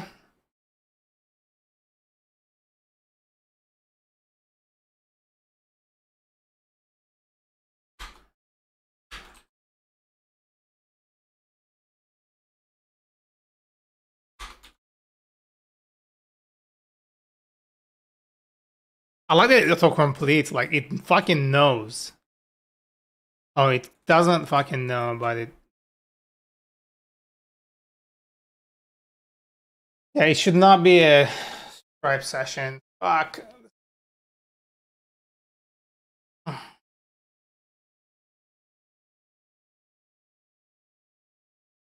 Yeah, I have to change this. Hold on. Okay, here to rename the.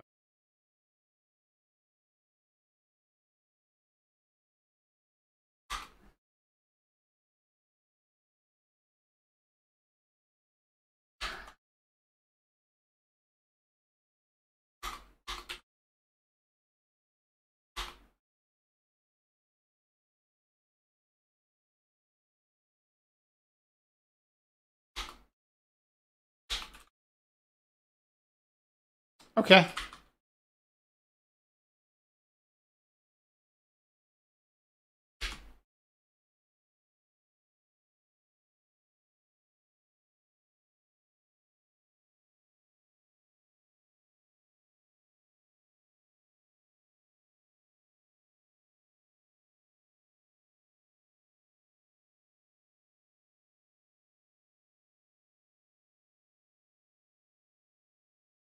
Actually, get session. Yeah, look at this dumbass.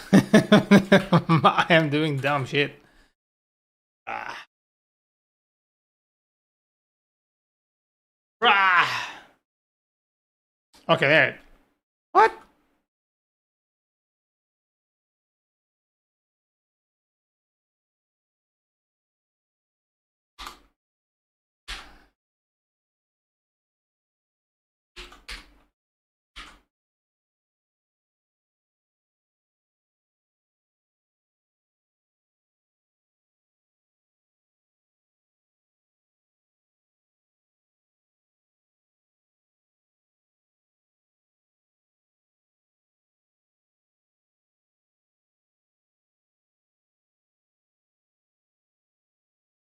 Stripe checkout session. Retrieve you. Dumbass! Oh, now it knows where it is. Because apparently I was typing it wrong. The fucking autocomplete bit me in the ass again. It keeps doing that.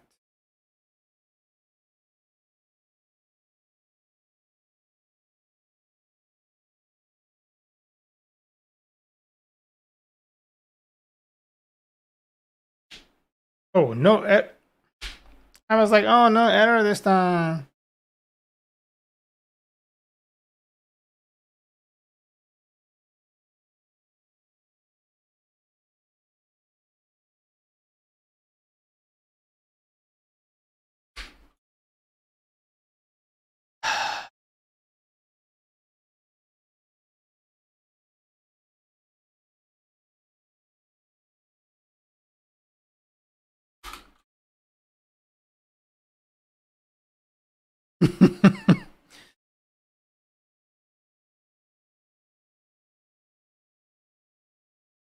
Oh shit, there we go. Oh. Another email. Hold up.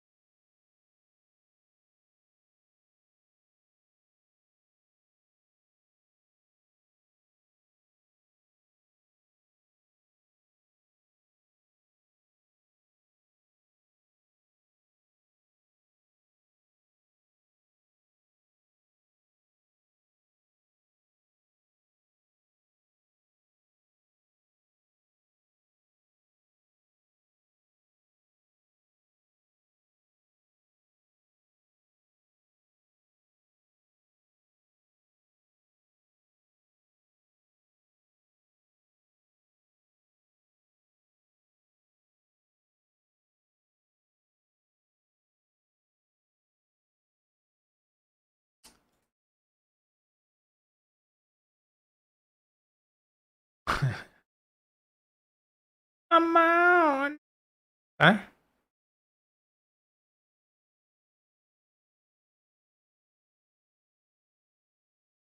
Alright. So no error this time. And this should give me the subscription item, right? If I'm not wrong. Subscription. I think it's ordered.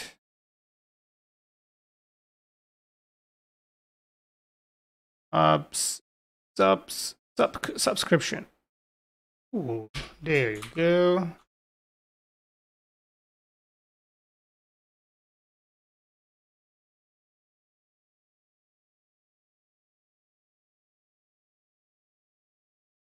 This is neat.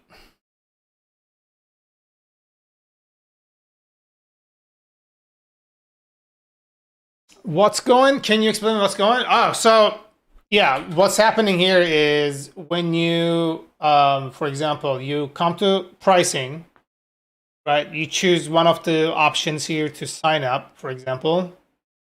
Oh shit, I should not have lost my. So, anyways, you go to pricing, and then you click one of these, right? So you choose one of the plans, and then you want to pay for it. And then what happens there is, so you chose this and then you want to pay. So I go ahead and create a unique URL just for you. And then you pay through here. See, like I have like 1 cent because I used the 5 cents. So the $5, the $4.99 I had from the previous one. And then you subscribe, right? Starter, $4.99, $4.99 due today, and then $4.99 per month. So you go ahead and then pay with the existing thing here because this is like my previous one, so I can just subscribe. And then when you subscribe, it does a redirect to this page. So here I'm validating the subscription with Stripe, making sure that you actually paid, right? So I'm validating it, and then after I validate, I say, okay, here is your subscription.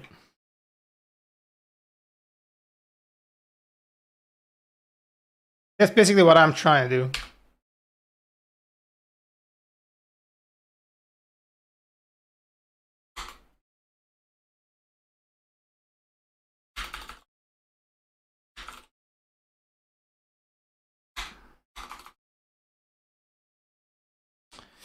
Oh.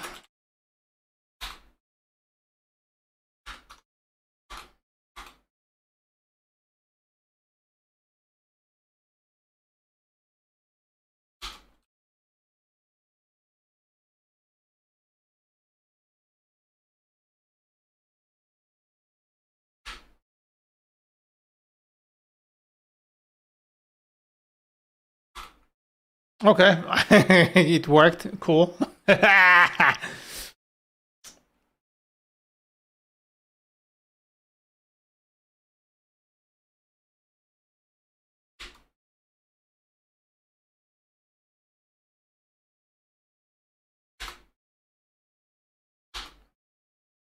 And this is the subscription. So the status here is active. Okay. Okay.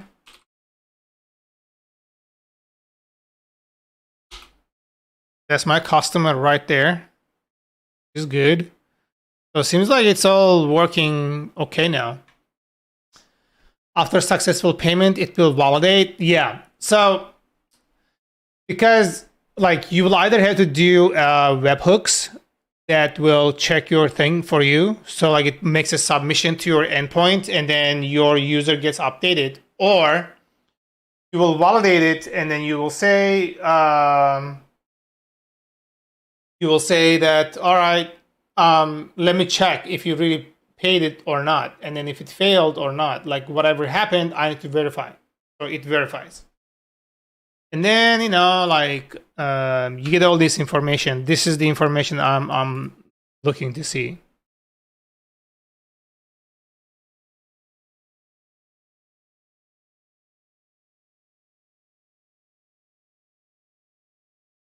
Yeah. Application fee percent, automatic tax enabled, true, billing cycle anchored, cancel at period end, canceled at cancellation details, collection method, created currency, current period end, current period start, customer, days until due, default payment method. This time the user have a payment method because like I'm using an existing customer.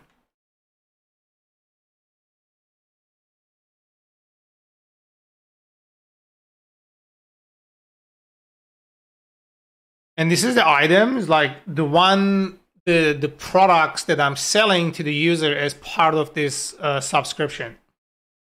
Each one is called like a subscription item. So, and then, yeah, it's a plan that goes to the price that, like, it's like a one-to-one relationship there. And then price,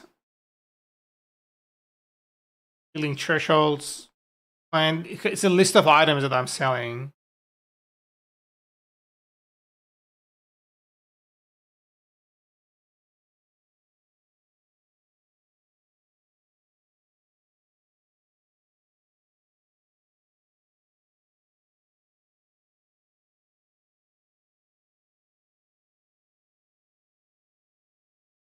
Yeah.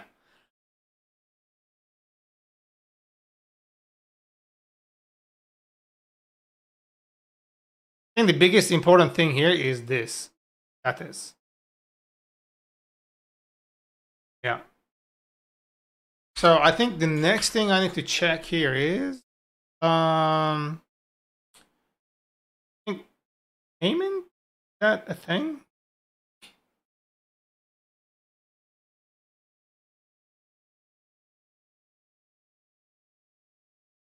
Charges. Charges is,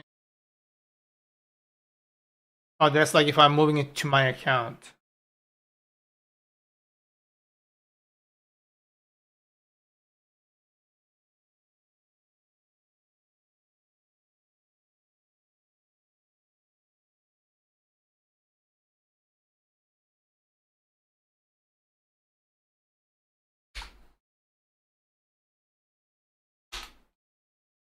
Holy shit. What?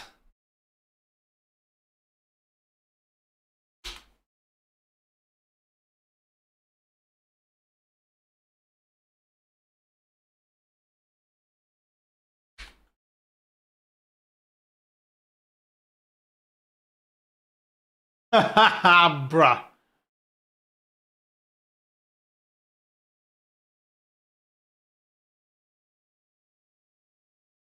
Yeah, this is nuts. Works. I like it.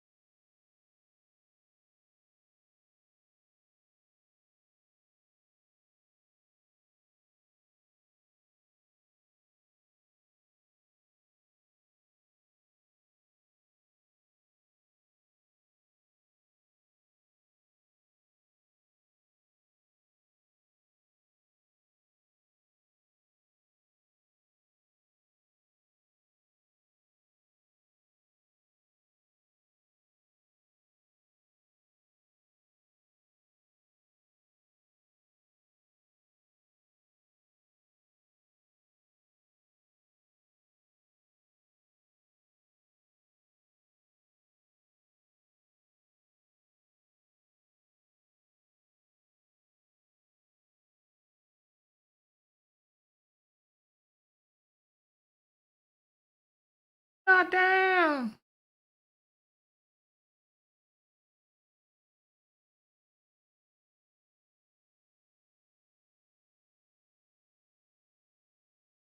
Okay.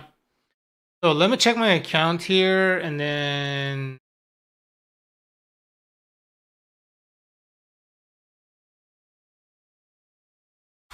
see what look like there.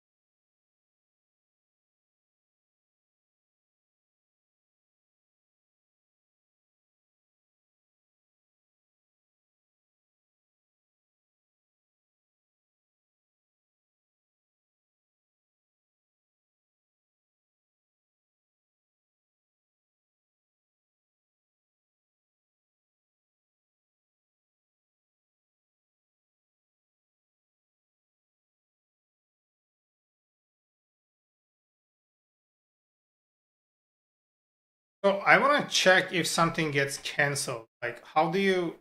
Okay, I think this is gonna give me a new one, right? Let me just do that. So the status on this one, I wonder what it is going to in. So I'm gonna go here, refresh. This is the ID. Okay, I'm gonna do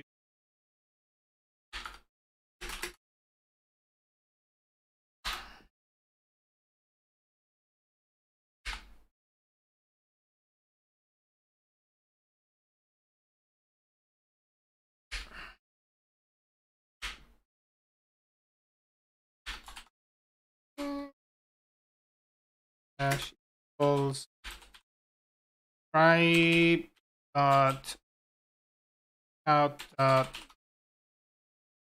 retrieve ID.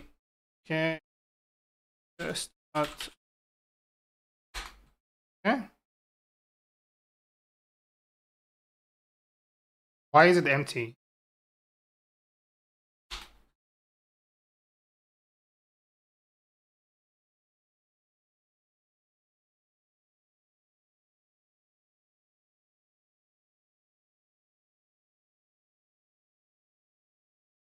Ah, that doesn't make any sense.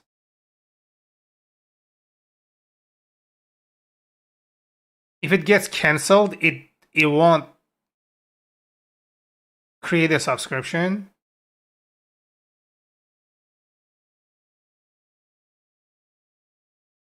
Status open.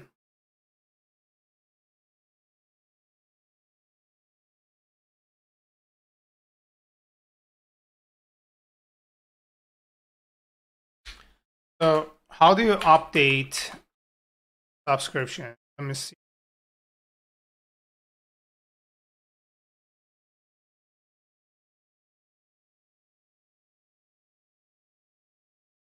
Expire a session. So yeah, let's say expire. Okay.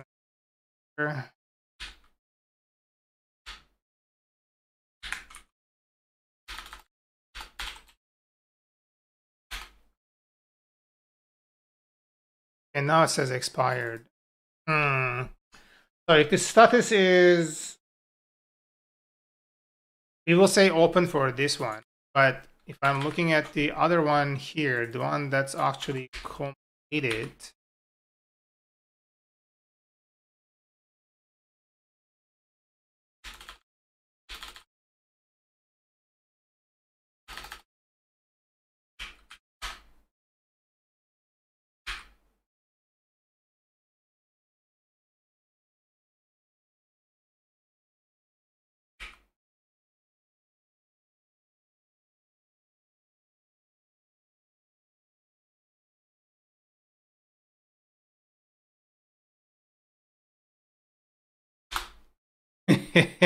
status complete. There you go. So complete is like if it actually gets to create thing and then it is completed, then it's gonna say subscription. It's gonna have a subscription item to it. Okay, that makes sense.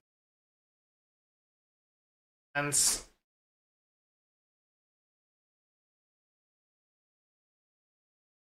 guys, I'm gonna prepare some food quick on my make it. I'm gonna call this thing.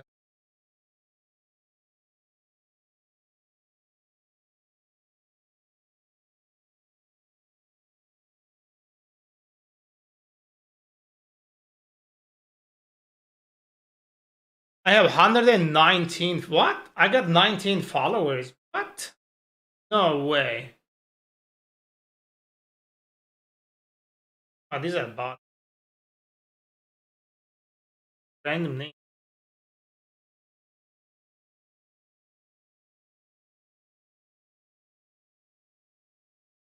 I mean, like on Kick.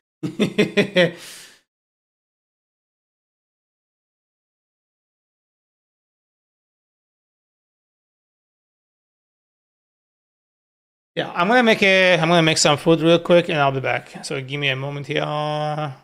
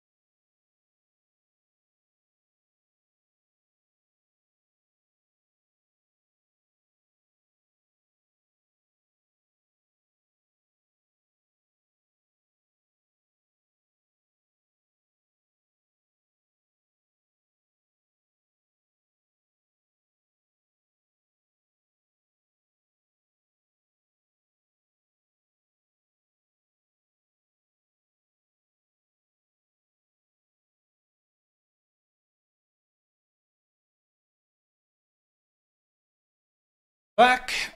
The food is cooking. I'm gonna have to like take another breaks back and forth and shit, but you know, whatever.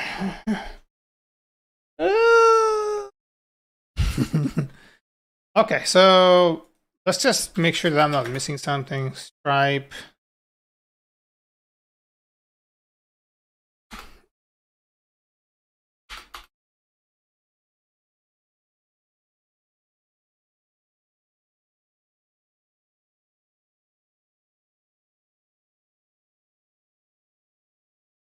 Does subscription give you a payment intent? Payment status paid. Oh, what was this? It's a session. Okay. And the previous one was payment status unpaid. Oh my god. Yeah, we don't do that.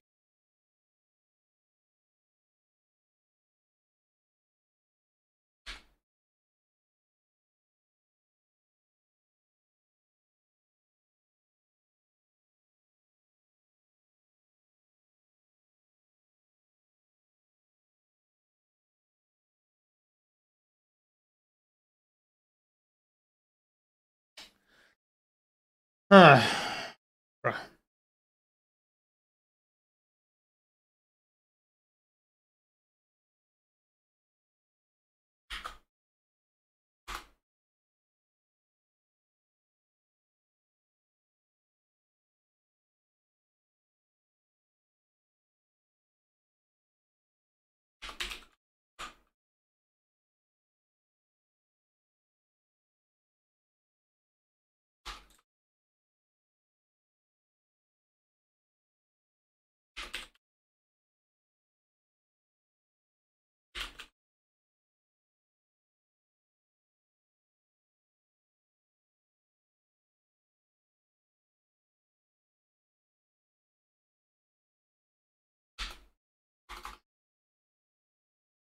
What the fuck do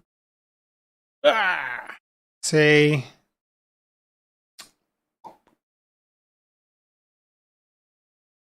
get product.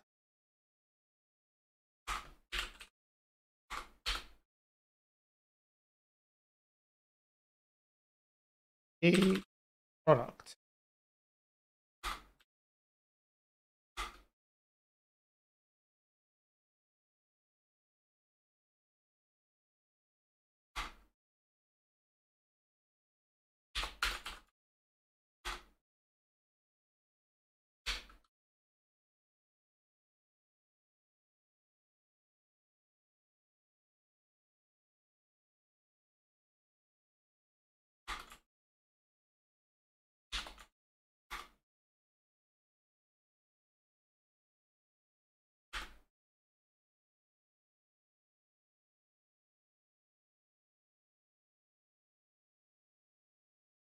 A customer.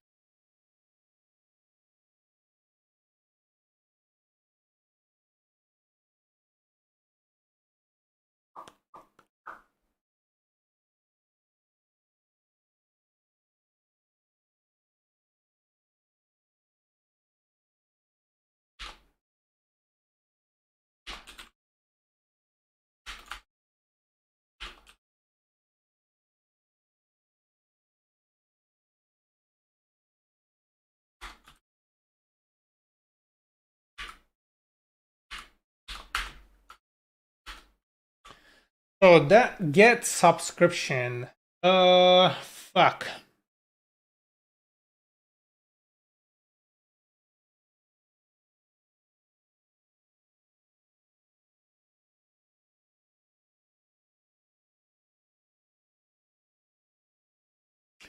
I think this can be one of those where I create like a data class and just like every single one of them gets parsed into that so I can use it like in a unified way. So to kind of data classes, import data class, and then the class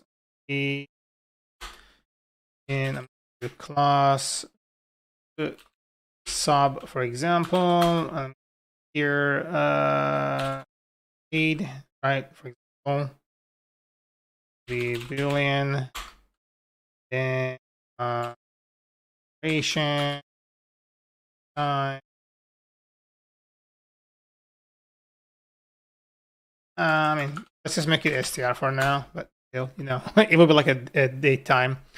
And then, yeah, and some other shit, right? I'm just gonna create Boolean is not defined. Oh yeah, it's what?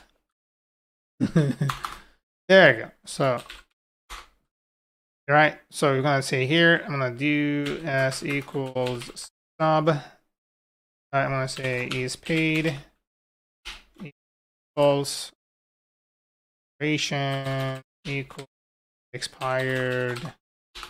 So if I do s dot is paid false, s dot duration expired.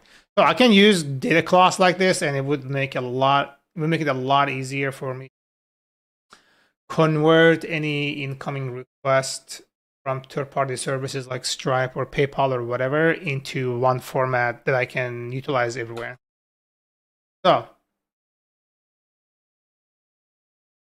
okay, we're gonna say here,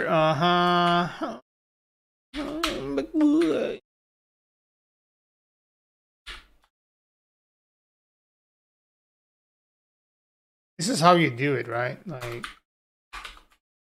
abstract method. Just say like pass.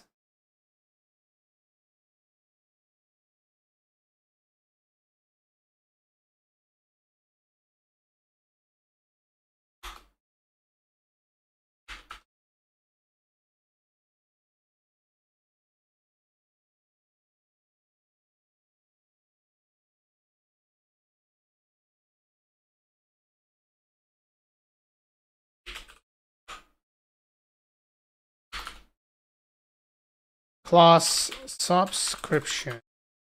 Krypton. Then add. Okay.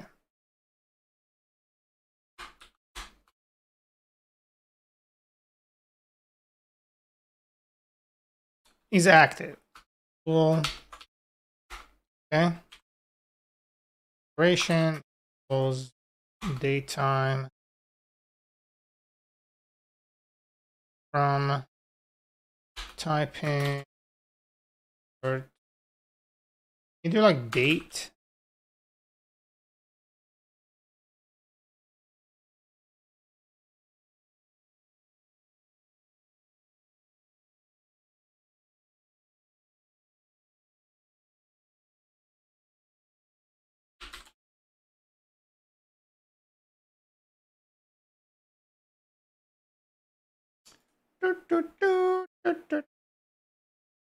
I guess time,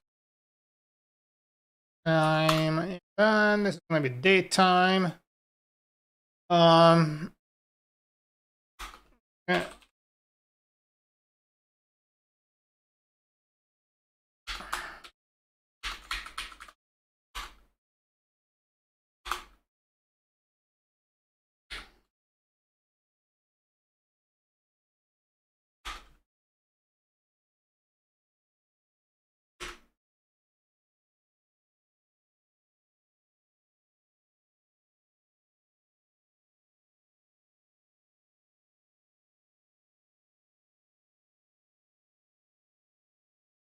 I'm kind of curious on this.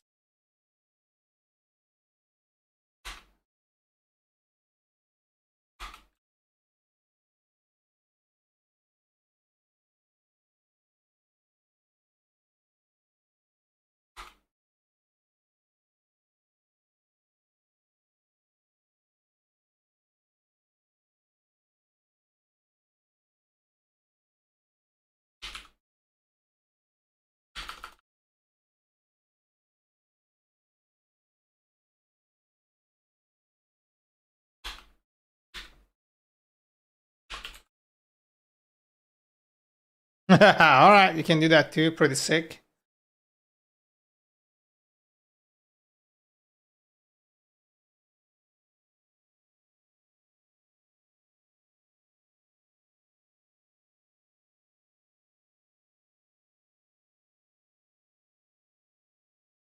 Okay.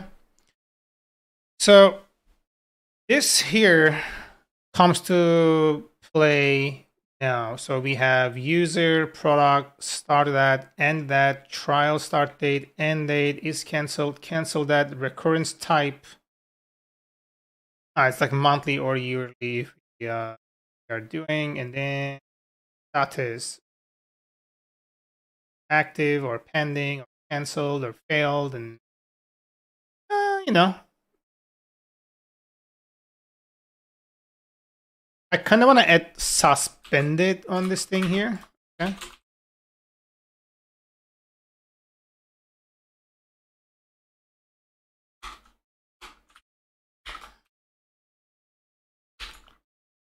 Intentionally, oh shit, my food. Yes, I'm gonna go check on my food. Boiling. I can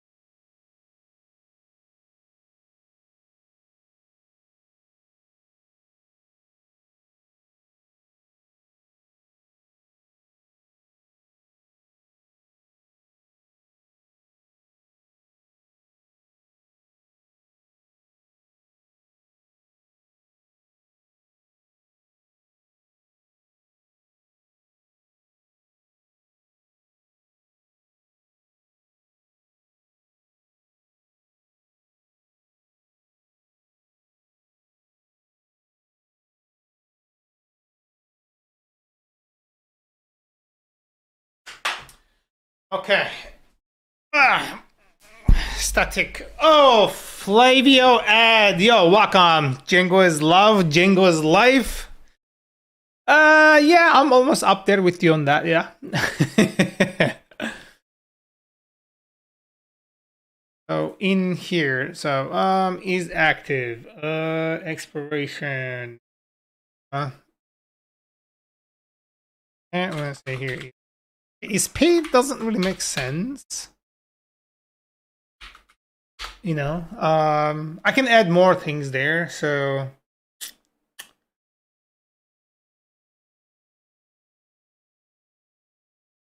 I think PayPal also has PayPal payment URL. Like I think it also has like the same thing. No. PayPal API. Okay. REST API here. Right though.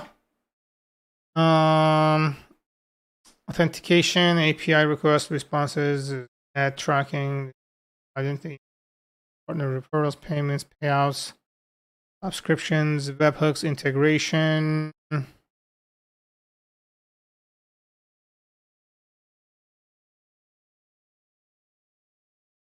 I don't really see a thing like constant.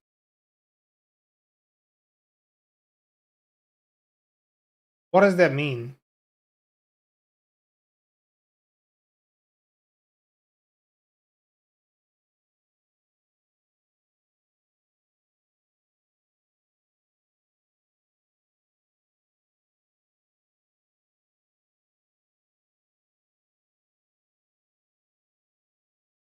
PayPal, Stripe,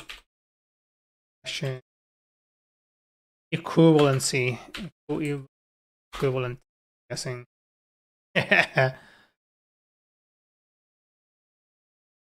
PayPal payment URL. Integrate subscription.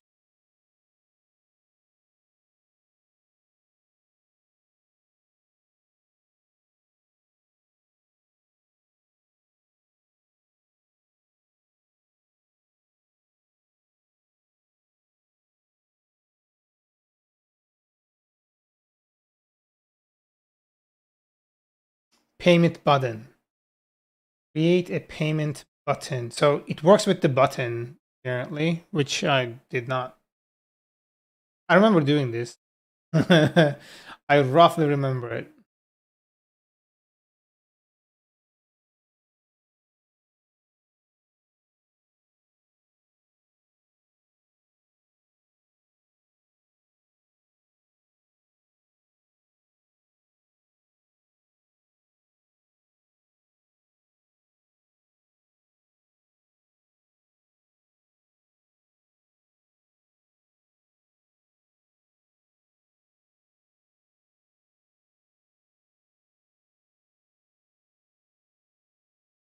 Okay. I feel like PayPal is kind of behind in this section here. Like with the integration guides that they have is not as clear and flexible as the one that Stripe has provided. Oh, I got 2 followers today. Yay, IOML and Flavio ad. Guys, thanks for the follows. Appreciate it.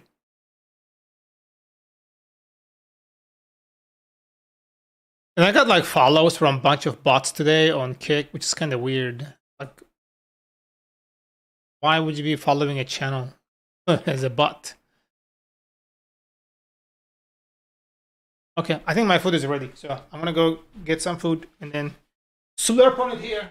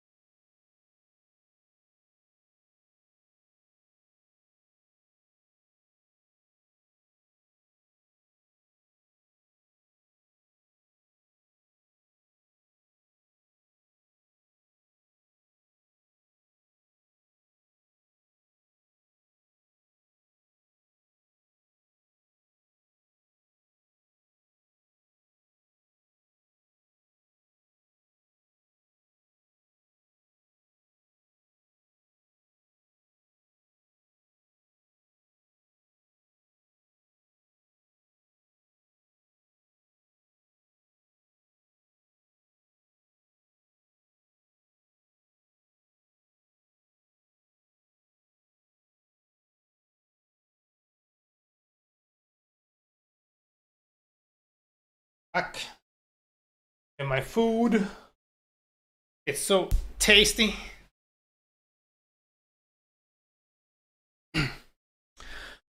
I made a website for sharing code with coworker. It's not public yet. Can I ask you to roast it and give me some feedback? Bonus points if you make me cry when you have time, of course. PayPal integration in a pain is a pain.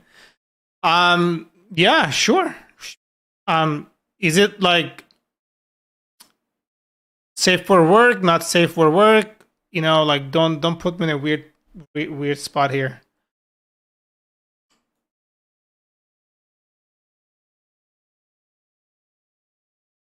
Okay, yeah. Share the link.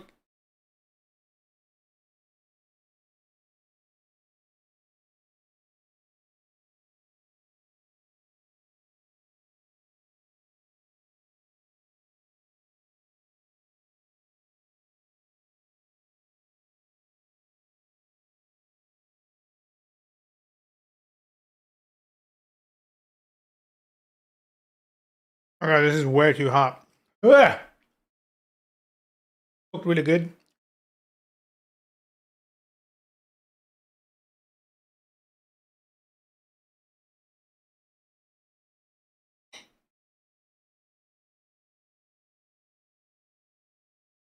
I just made some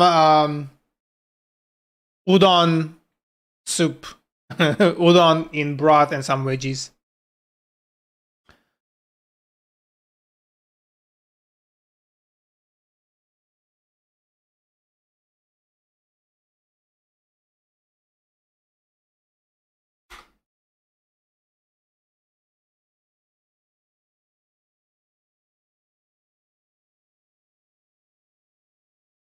And let's check your website real quick because it's too hot. I can't eat it anyway. Code is hot. Yeah. Home for the code you are most proud of. Okay. All right.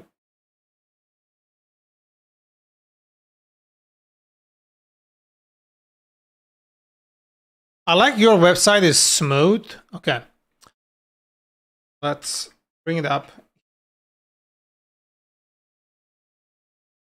Like I hit it and then make me get burned.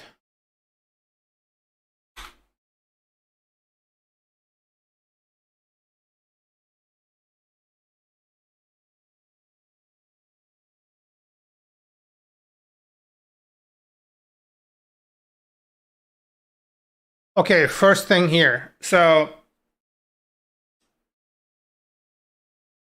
it looks like the tool you are offering is pretty neat. However, your homepage should not be your tool, because if I'm a first timer, which I am, and if I'm landing on your website, your root URL, right?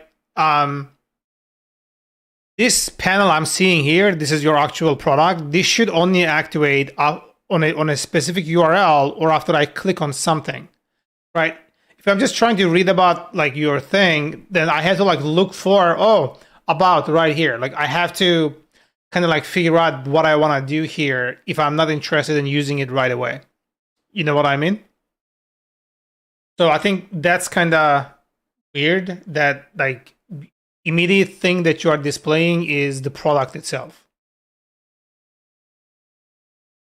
Yeah, your homepage should tell about what this website is about, what it offers, and then just provide the proper navigation from there. Like your homepage is a product. This is my personal opinion. I might be wrong. Some people might like it, some might not like it. I don't personally prefer to see the product in the like to be in the product right off the bat. That's the first thing. And then second,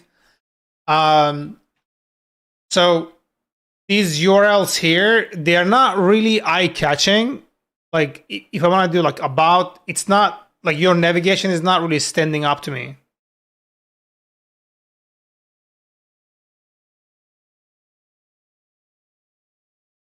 I see. Yeah, I mean, still, like you should provide a homepage at the root of your thing or something like that, right? Like, it's kind of weird that I'm landing here like directly. Okay, and then Yeah, I like that you are providing the dark theme right off the bat. And okay, so this is like,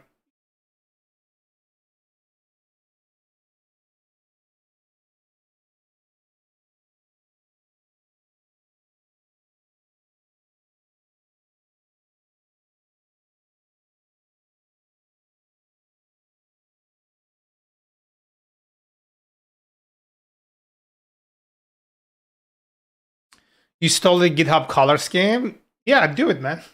No need to like reinvent the wheel when there is like things out there already. So something feels funny here. Look, when if I'm filtering it, there's like PE. So it's matching from the middle as well. I think that's kind of fair. Okay, this is pretty neat. And line number. Okay, so another thing here. When it says like I think this is your placeholder. Yeah, your placeholder doesn't align with the line number that you are presenting here. So I know like it's not like a deal breaker thing, or it's not a bug. It just looks weird on the editor here. So if you provide a title, I'm gonna say hello .py, for example. Hello Py. Okay, so for example, another one. If I'm providing a file name .py, it shouldn't replace it with hyphen. Like why? It's kind of misleading. Okay, what if I have this?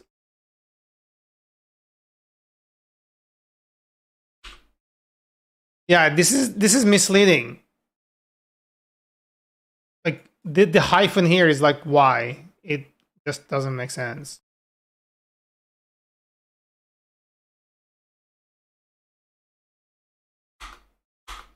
Okay, there is autocomplete, which is good. I'm guessing it's not working well properly because I broke this. I changed it to something else. Okay. Okay, I think. I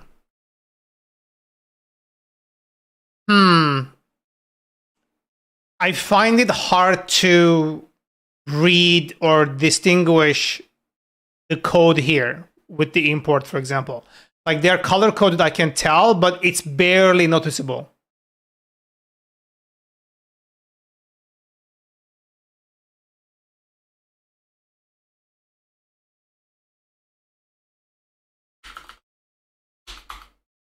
Like you see this, like it's barely noticeable.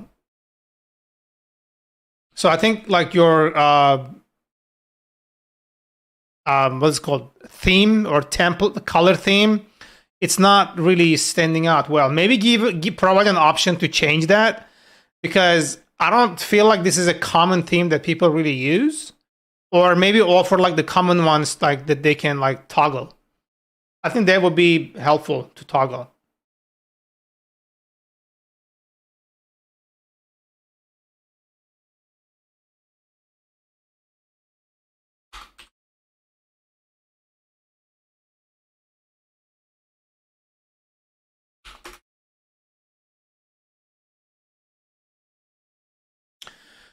Do you suggest to change the default theme? No, I would. Okay, like you can do something like this. Prism.js, right? So I'm just like spitballing here. Like I'm not saying that this is something you have to do, but I think this is a good example to do.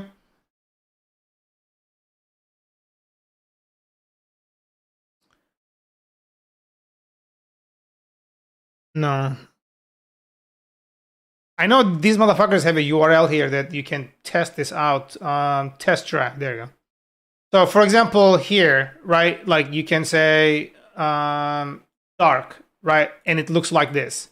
So you can utilize some other library. I'm pretty sure there is one out there that gives you like color coding on the HTML, because I've seen it like in a lot of places. So, you know, like you can definitely test it out like that. This supports pretty much any language out there that you can think of. Like it's supported the hell out of everything. So if I'm doing here, right, from data classes or data class, right, and then def test name. Okay, I'm gonna say here print. Oh, you can't.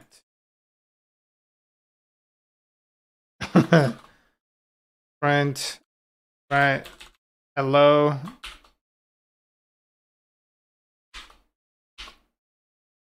Name, for example. Like you can tell, like you can tell, like you see that how it color codes everything nice and clean that you can really see, and you can like, you know, like change it like this. Look at this. Like this gives you a lot of functionality.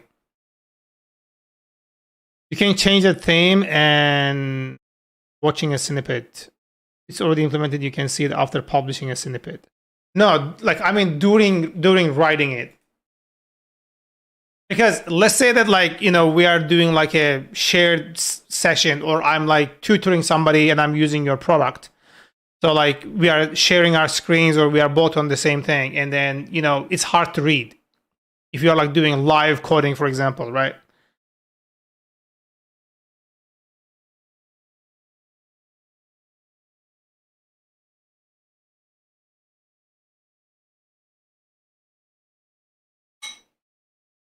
Again, that's just a feedback. You don't have to do it. It's your product. You do how you like it.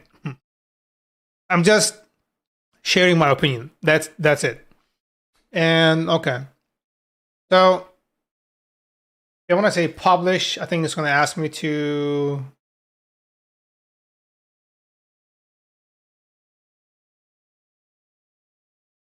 Okay, when you publish, it retains the dot, which is good. So yeah, I see the theme here now. Like this is what you are doing, right? Okay. Yeah, I think it should be as part of the editor. Like something like this was like much more readable because there's like there is some clear contrast there, and you know like where to pay attention to, knowing what code, what language you are writing. Oh my God, Jesus. But yeah, and then so another thing, like remember in the editor here, if you turned on this line number and you are looking at a thing here, this should carry over. This setting should carry over. This is something easily you can store like in the local storage or in a cookie or something like that. That should not be really like, you know, cause too much of a problem to do that. But I think this setting should carry over. Like I shouldn't have to constantly keep having to turn on like line number if I'm visiting like multiple ones, right? Look, yeah, this should carry over. This should carry over. Like the things that I'm choosing here should carry over. Yeah, you see that? It's not carrying over. My settings should carry over. Because you're not going to have multiple preference for each file you are looking at. Most of the time, if you're choosing something, right, in a setting, like that's what you like, and it should be persistent in your session at least.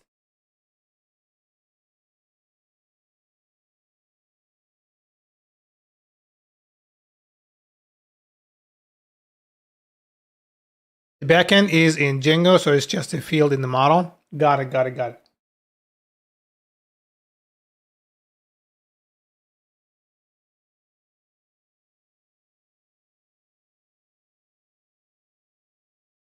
Okay. And link. I think you mean to say like share. And what exactly is this doing? This is like copying it to the clipboard. Is that what's happening? Yeah, it's copying it to the clipboard. Okay. So the other feedback here is like when you say link, like it should be either like share or something like this, something a bit more clear. I understand you are trying to say share. Also, when you click on it, it should give you like maybe some kind of feedback saying like copy to clipboard or something like that. Because I don't know if this is like supposed to like copy to clipboard. Like it's not so intuitive to me.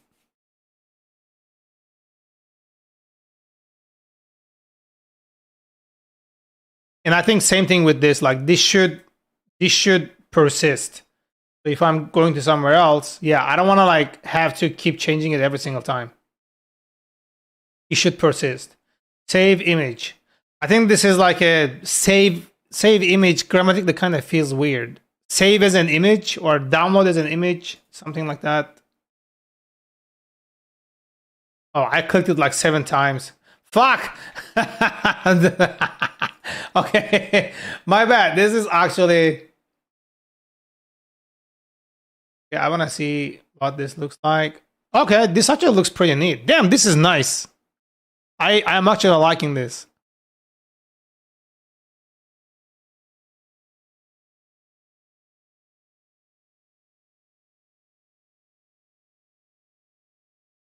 The resolution is pretty good. Is this not your main language? All good, all good. Yeah, I think I gotta say though, this layout here is pretty neat. Honestly, I'm not gonna lie. I definitely like it.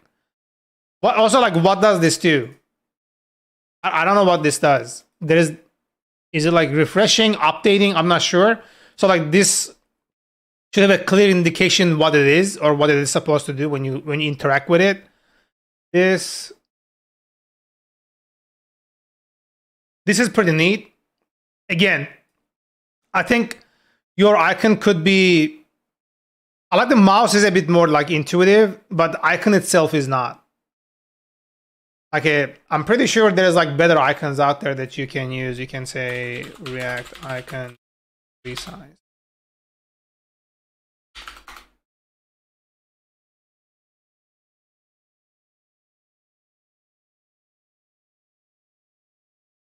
Yeah, there are like a bunch of icons out there you can use. I'm not sure if I like any of these fucking things, but still.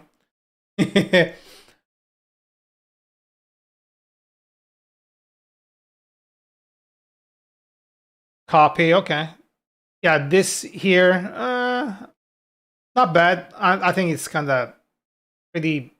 People know who writes code, they will know. Maybe like make this a bit more obvious, like what it does. Hello 145, yo, how you doing? When logged in, you can have private snippets and you can store them in custom folder. That's neat.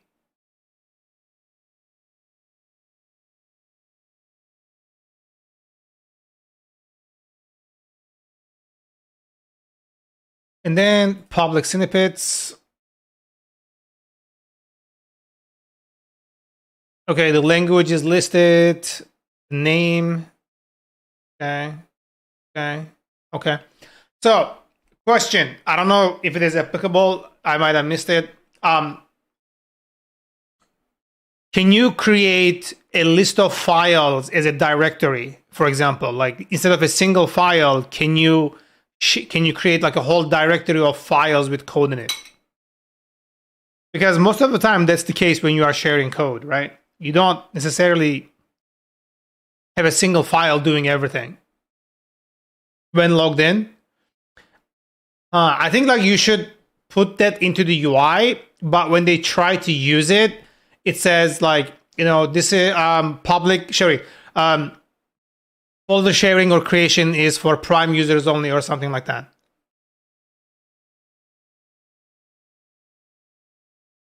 Hello, can you tell me what type of project you work on? Can you type exclamation point file lib? That's the project. I think it's in the title too, if I'm not wrong. Yeah, the last command on the title, file lib.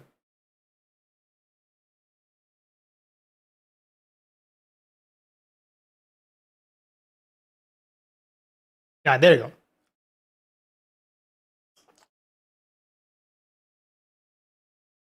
My project is a file uploader conversion service, platform as a service, software as a service. So you'll be able to implement a file uploader in your website like pretty fast. That's the thing. And it provides like parallel uploads and truly resumable chunked uploads. And you can upload to multiple destinations like S3, DigitalOcean, Azure, Google Cloud Storage, yada, yada, yada.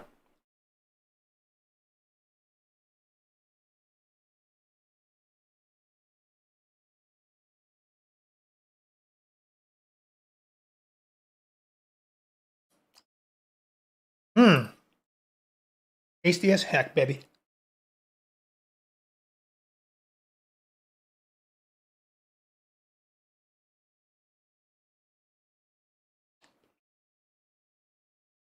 I am using Python for the backend, and actually it's like two-way. My entire API is created, and the main application is created in Django, Python Django, and then my UI, my user onboarding, it's created in NextJS, and NextJS is kind of like a wrapper around the API that communicates with it depending on what I'm supposed to be doing. Basically, that's it.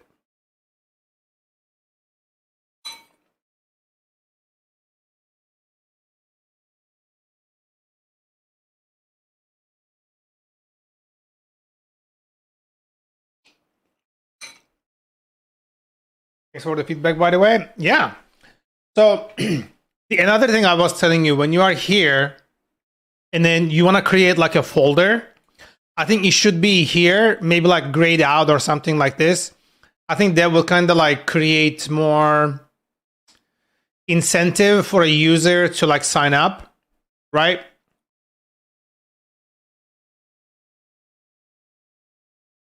Also, another one, give me an option to like close this.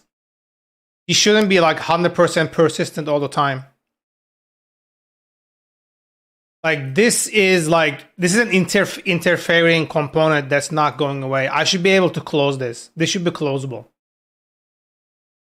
And then when you close it and you reload the page, it should stay closed. Yeah, this here, like it's catching my attention way too much because the color contrast everywhere else, this is standing out so much. I should be able to close this. It should be.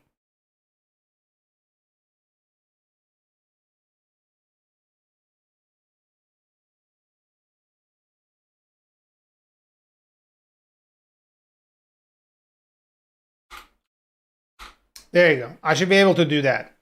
And then this should expand down, I think.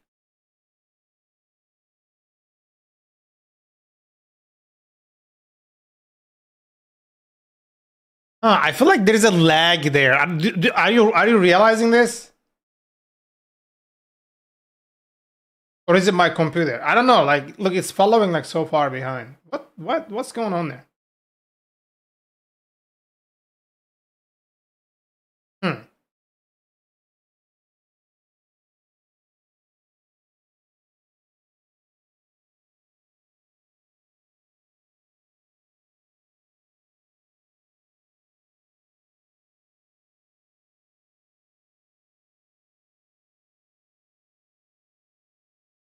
Yeah, it could be me. It could be me.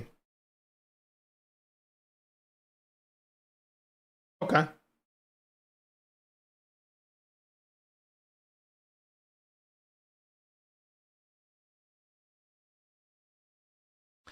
Yeah, looks pretty straightforward. You don't have that many things. Home, about, cookies, privacy. Yeah. So if you are here, so this covers the entire thing. Yeah, my PC is like definitely like I can hear the fans like popping off. Yeah, this definitely I should be able to close this. And I'm not sure how I feel about not being able to see the footer in this page. Like if I want to go down, I don't think I can really go down. Also, another thing is I think you need a contact us page, because what if I have a problem? What if like something went wrong with a payment? What if something is consistently crashing? Right? Like I have no way of like getting in touch with you.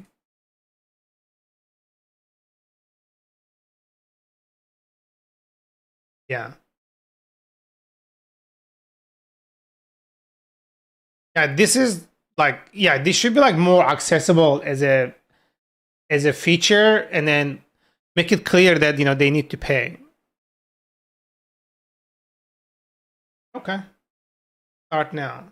Then it just takes you here. Okay.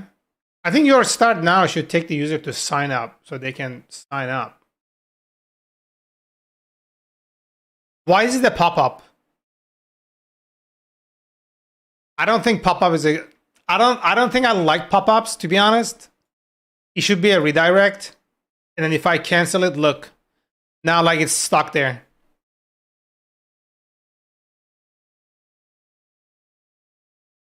I have no idea what that means. Is that Italian?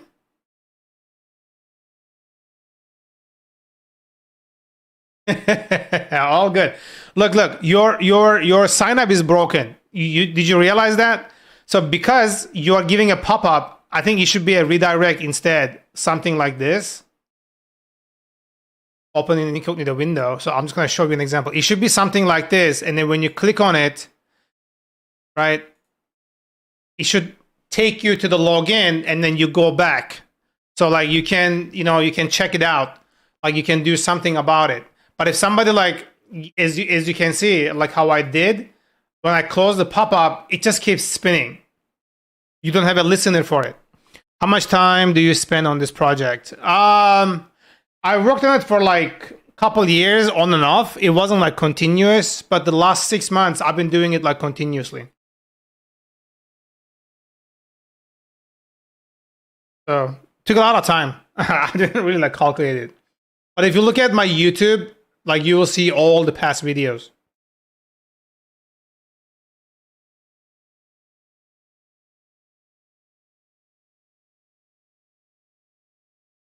Flavio, do you see this? Look, it is still loading. Yeah, I think instead of a pop-up, maybe like try doing a redirect.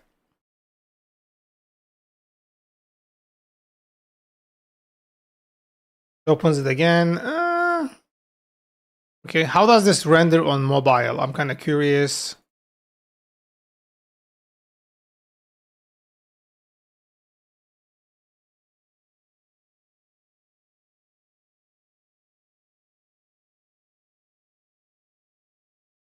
Okay, this is not bad, actually. Yeah, I like it.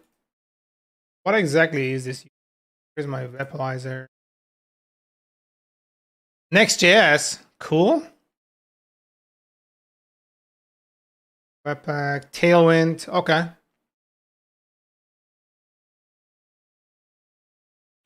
Monaco editor, okay.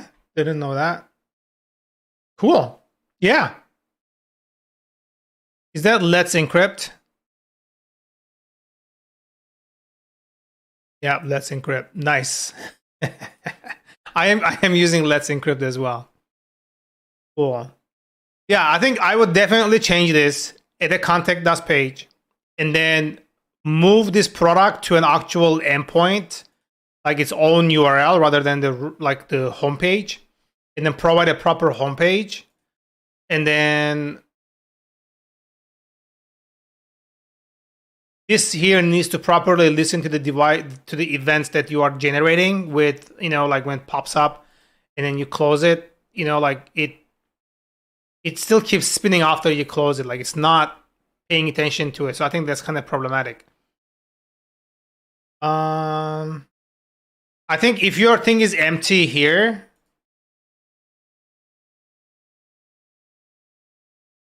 if it is empty, you shouldn't be able to publish.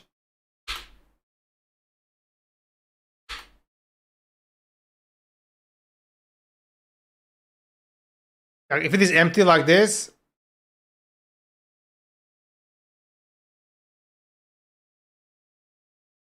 did it publish? I can't tell.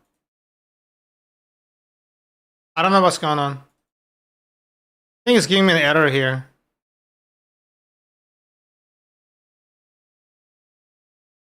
Yeah.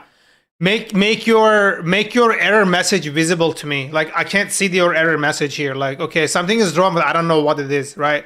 So there should be like an error UI as well. Yeah, like maybe do like a little alert that says, okay, empty file or whatever, right? Like it should give me something. And this is still spinning Jesus. Bro.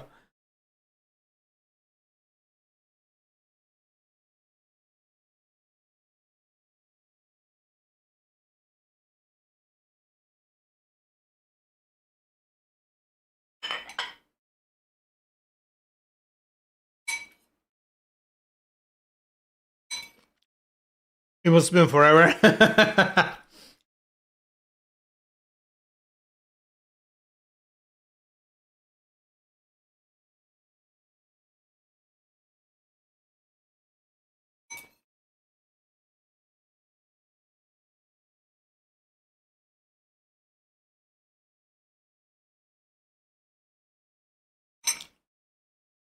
I'm curious though, how did you come up with this idea?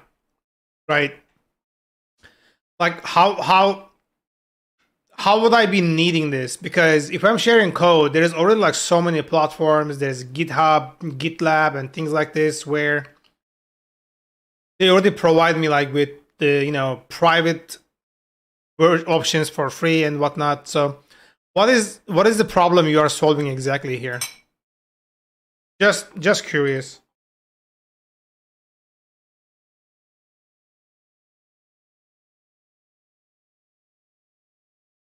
Maybe I'm missing it. That's why I'm asking.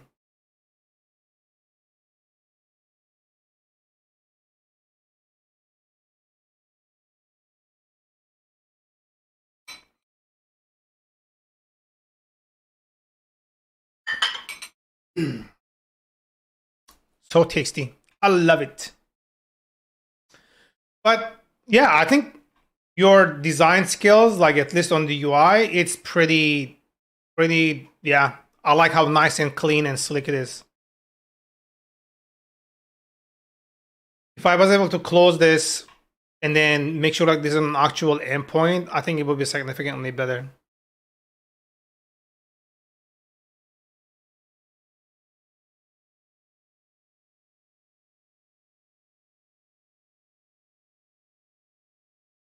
No, Code is Hot is Flavio's website. I'm just kind of having a look at it. My website is this.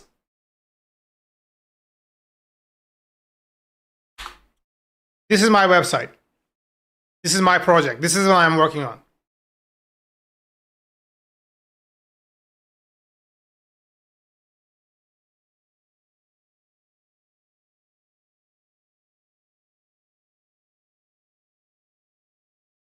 This is my website. See, there are like changes here that's not present yet because I made them locally. This is my local, and this is the production right now. So yeah, it's I'll be pushing it probably like by Friday. Yeah, I think I see your point, Flavio. Yeah, why not, man?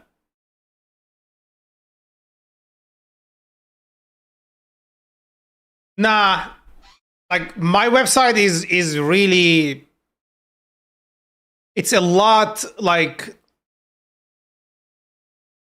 it's a bigger project than yours because my website has a lot that's going on, like so much that's going on.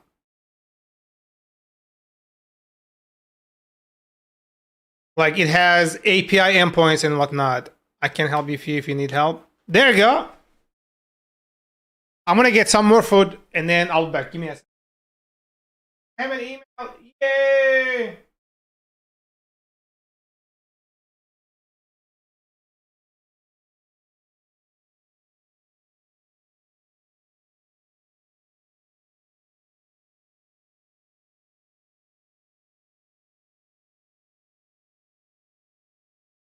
Oh, thank you very much. Coco, how is my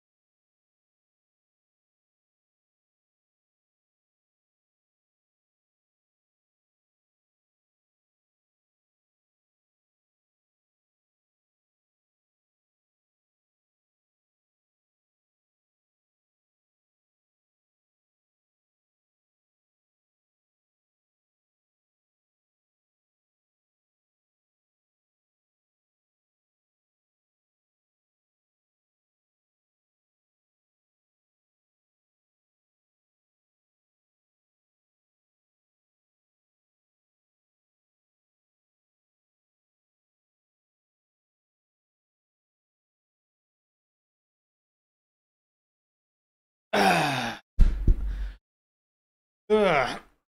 Do you have something wrong with your code? Everything.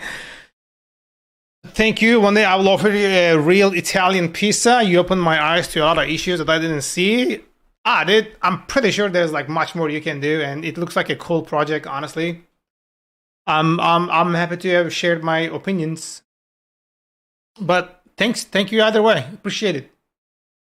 All right, let me close this, close this, close this, and close this project. Yep, so bright. Jesus Christ. Yeah.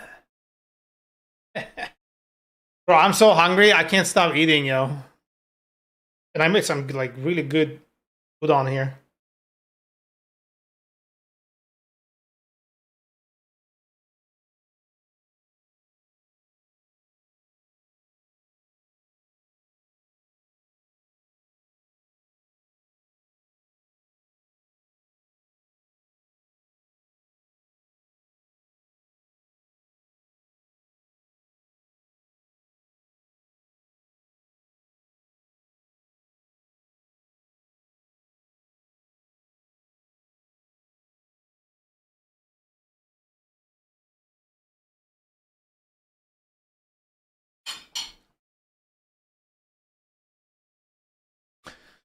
Justin, you need to work more on logo on your website.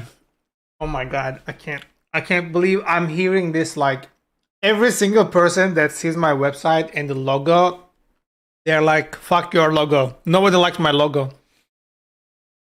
And yeah, it's definitely ass. This is stressing me out because it's been a like, you know, subject of conversation every single time, like almost. Nobody likes the logo. I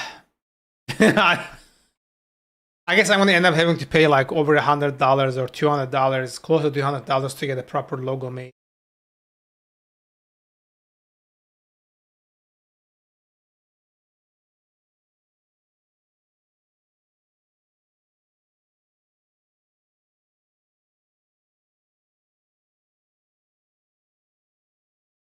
You just like me get inspired by other company logos.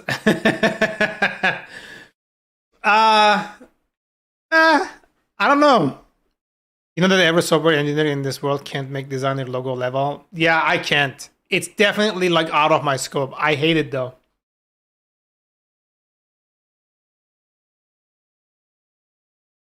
I definitely need a better logo. It took me a while to realize that this was shit. From day one, like my girlfriend told me, your logo might be better. You know, like she's trying to like not to hurt my feelings or anything. She was trying to give me like proper feedback. But then I just kept like, I actually like it. I actually like it. And she's like, okay, you know better. She's just trying to be sweet and supportive. And then every single person, like either on stream or off stream, like when they see it, when they see the logo, they're like, yeah, fuck your logo. It's a piece of shit.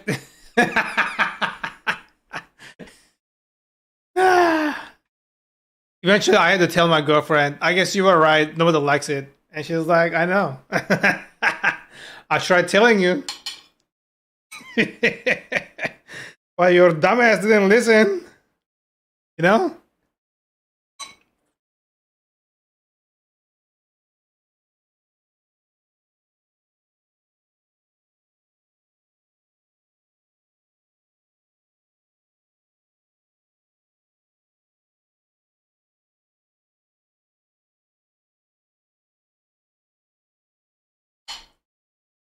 Okay.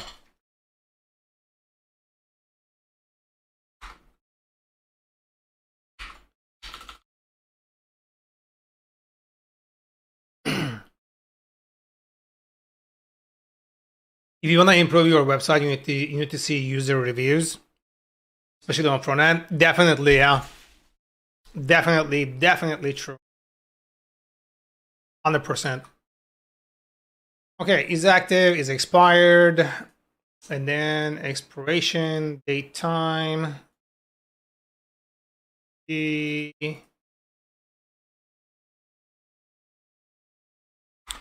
also need like product. Okay.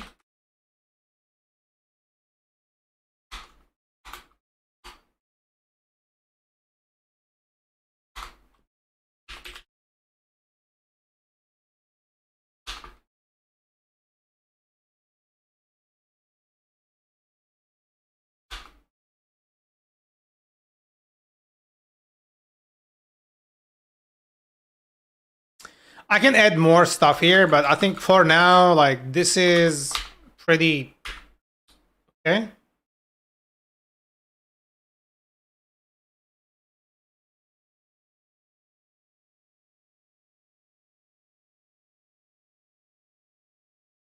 Can you do a property on this? I never tried this on here. I'm gonna say like is expired. Okay, I'm gonna test it out here. So let's go. That is active. Okay. Here, property.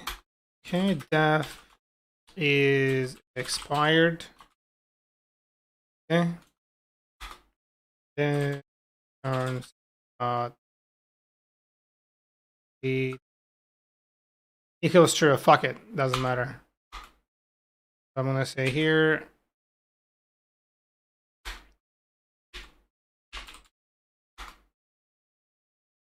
If I could type, it would be nice, right? Okay, so it does work, which is good.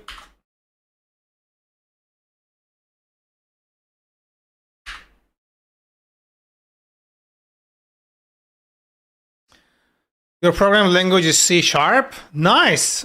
What else? What's your like full stack? What other things you use?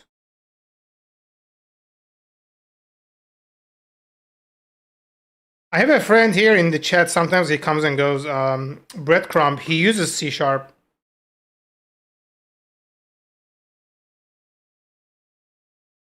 He recently created a cool thing with like Spotify. You could control his like music playlist from the Twitch chat. It was pretty cool.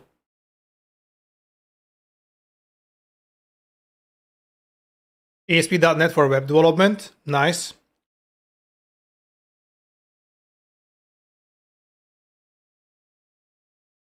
The first language I learned was C#. Missed those times. Why do you miss it? Like you completely stopped C#? How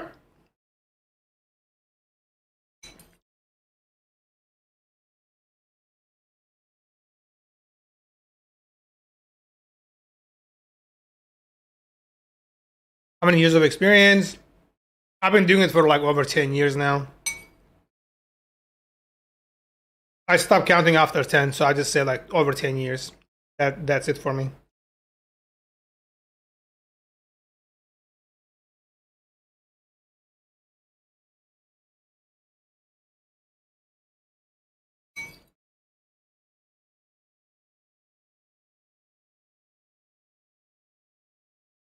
I don't use this language on web development.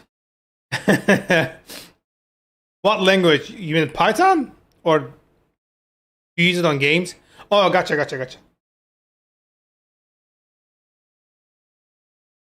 What games? Are you like using Unity or like some other custom engine?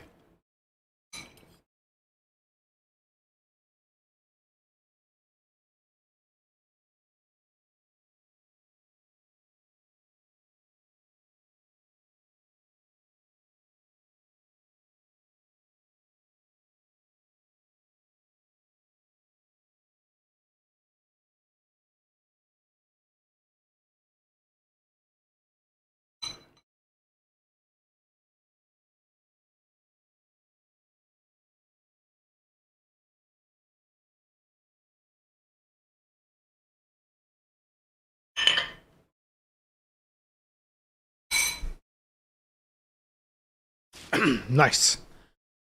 Okay, so we're gonna say here, return Amazon.now bigger than f.expiration.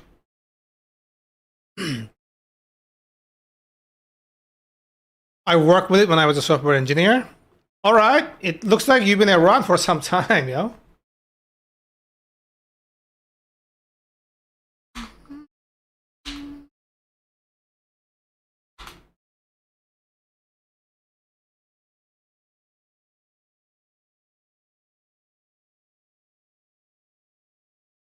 Okay, so this is what I'm going to try to do.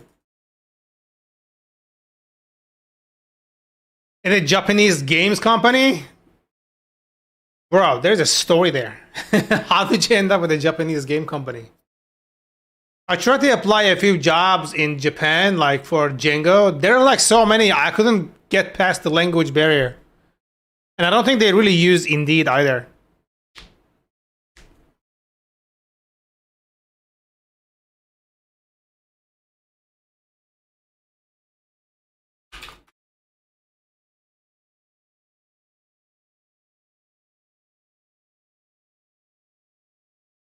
RPG games, nice.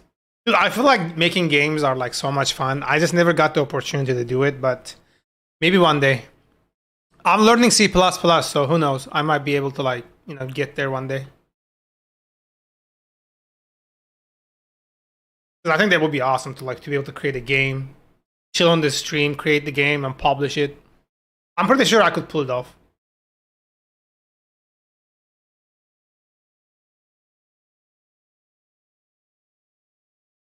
Okay, so here, Stripe Manager, we're gonna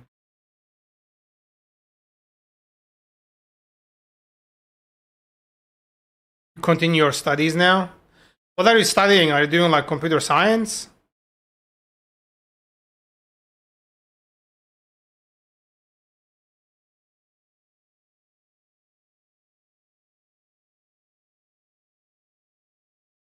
PhD? Hell yeah.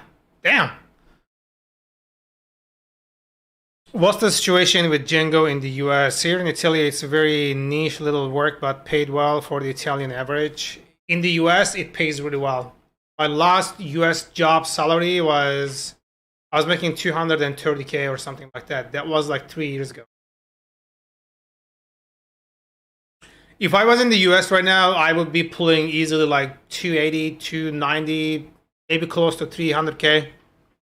I was in Los Angeles, so yeah, that was definitely like pulling up to like that, around that range.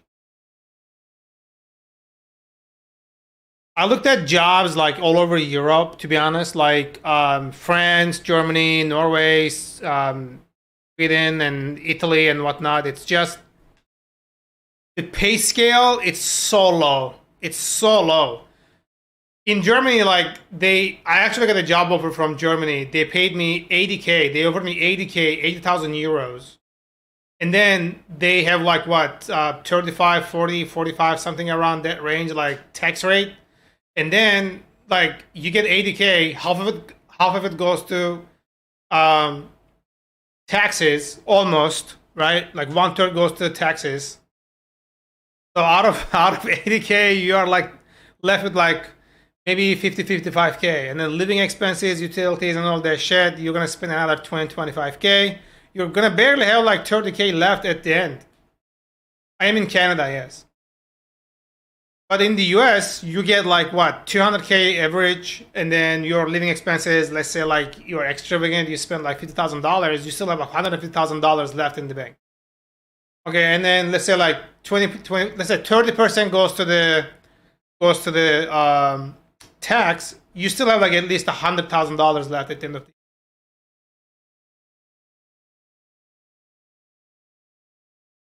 Yeah, 50K. I wouldn't even talk to you.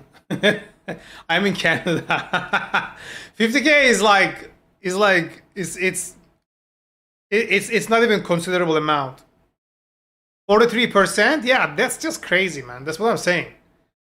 Like even if you get 100, even if they give you $100,000 salary, like you got nothing left at the end of the day. Like when the year ends, what are you saving?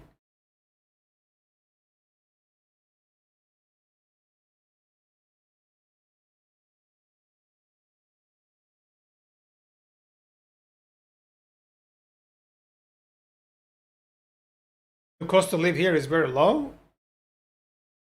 I mean, regardless, because you're not always gonna be young. You're not always gonna be like have that energy, and everything is always not gonna go well. You need money to save, and for emergencies, for dire situations, for retirement, and all the other stuff. Like if you got nothing to save, like when you wanna buy a house, for example, like how are you gonna buy a house with like $1,500 a month left to you?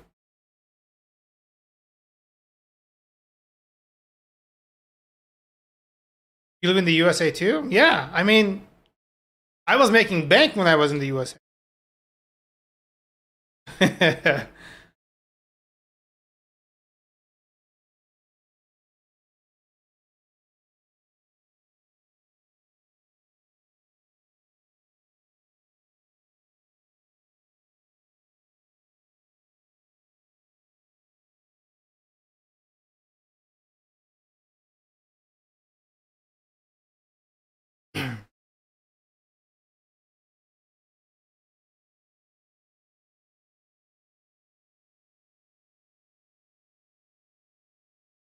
Okay, so I'm gonna come down here and then is subscription paid? I don't need this. Okay.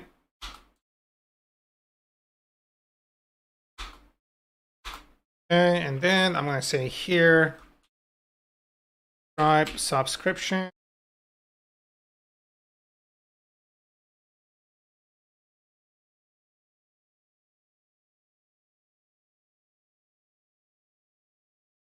I'm 20, and if I get a job in the US, I would be the happiest man in the world. Actually, you can, man. Honestly, like if I had the knowledge I have right now, like years back, I would literally apply for jobs on US every single day. Create your resume, keep applying, see if anybody sponsors you with like H1B or H2B or something like that. Go to the US, live your life.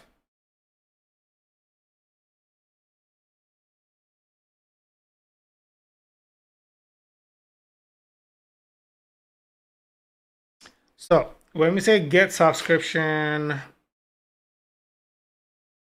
how is life in Canada? Canada is decent. Honestly, it's not bad. It's not amazing. It's cold as fuck. It's like minus 11 degrees right now, Celsius. And it's not about like almost 2 feet. And then it's like full of snow outside right now. I had to shovel 2 days in a row. And it's really expensive here. Like it's so expensive to live here. It's expensive. It's expensive to just exist in this place.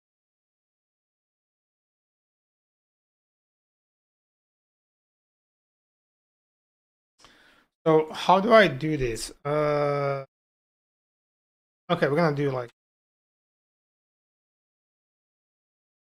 subscription ID.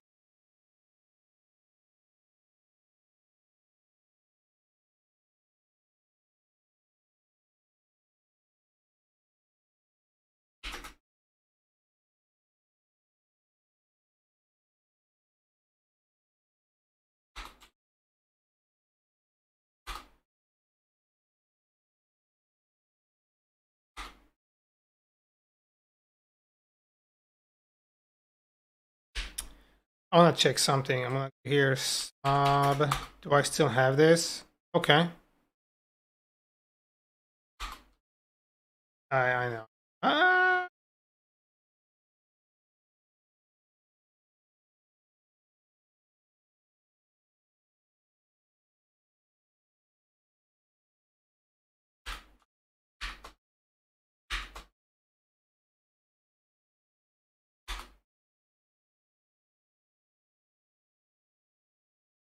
Okay, so it does work, and what I'm supposed to do here, return subscription. Okay.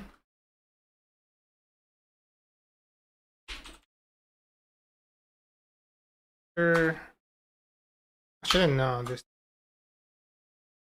And I say, what are the keys on this fucker? Keys paid status. Okay, you need status. Here, status equals.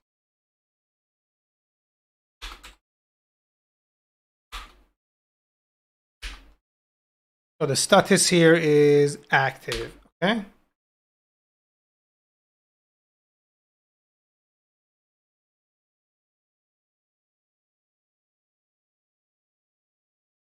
So, I am not so sure if this is the best way of implementing this shit, but I feel like it's the only way I can actually make this implemented in a unified way.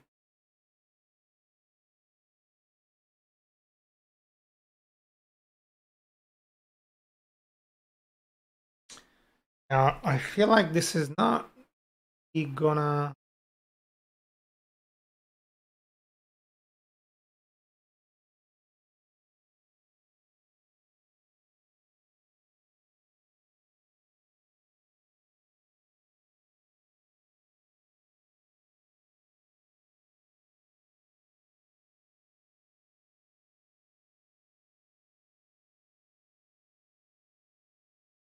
Fuckity fuck, bro.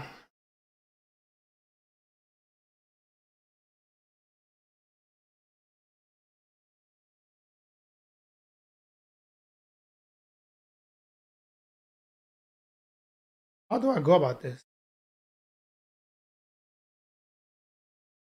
Ask ChatGPT. Hello, yes.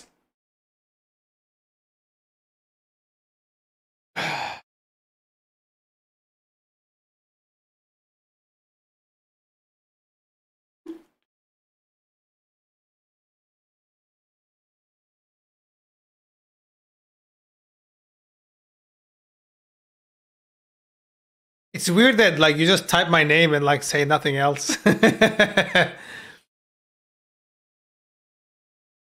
do a little review on your website.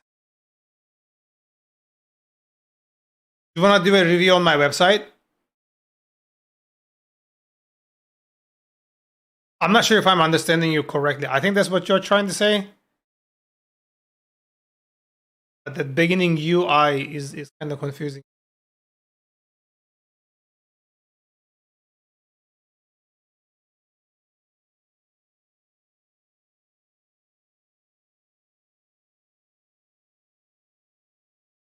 You need to improve your front end. Oh yeah, that's 100%. That's 100%. My goal is I'm just gonna complete all the UX, like create the functionality, and then actually hire someone so they can work on it a little bit to do the improvement. Because I know like my UI is not where it needs to be. It's definitely struggling with shit.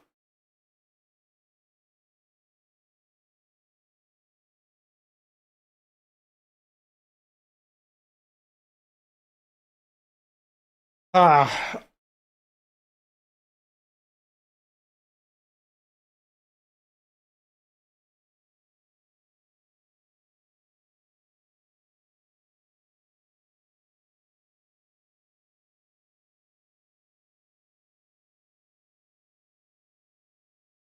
bro, I hate that I'm so indecisive about this. Which front end framework you work with? It's Chakra UI.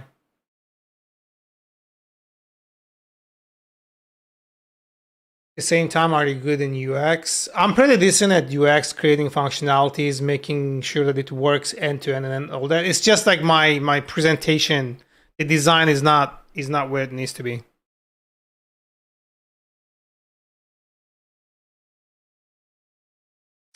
Huh.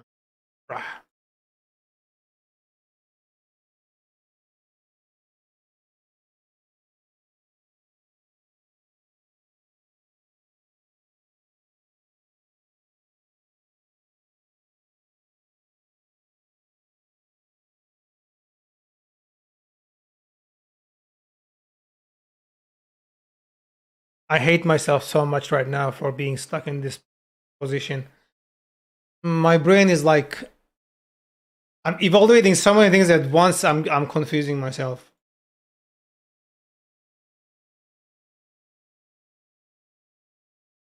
Because this is misleading. Subscriptions should definitely return a subscription of the model instance from here.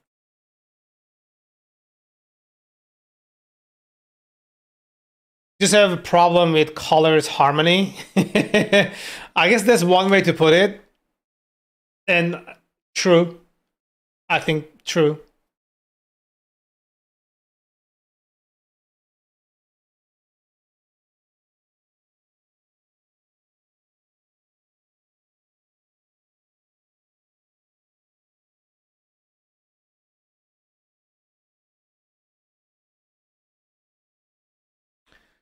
That is okay. Let's go with this. So this is subscription we are looking at. So the status here is active. There we go. But the design is acceptable. I think the design is acceptable because I didn't really create anything myself. It's more like I just carried over the components from that Chakra UI provides. I'm just like putting them together as best as I can, as best as I can. But I think like I need also like what I've done here. Okay, let me actually show you. Like you see that these components, pretty much everything I am using is like it's centralized, right? So you want to change how containers look, how containers operate. Like you do it in one place. Like this is my container, for example, right? And then this is like my confirmation, the model confirmation thing. Like it's there, and then coming soon, and then how I print code on the front page, for example. So when you are looking at that's the component that's like presenting code, for example, right?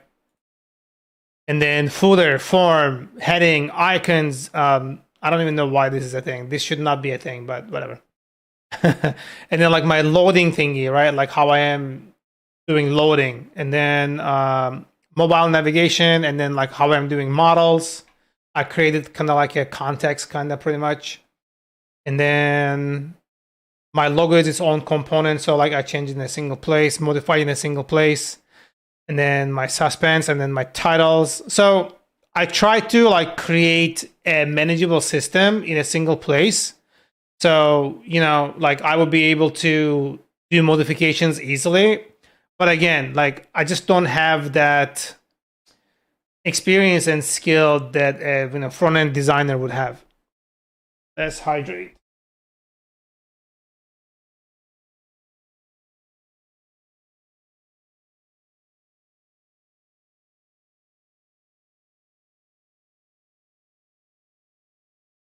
I have to go.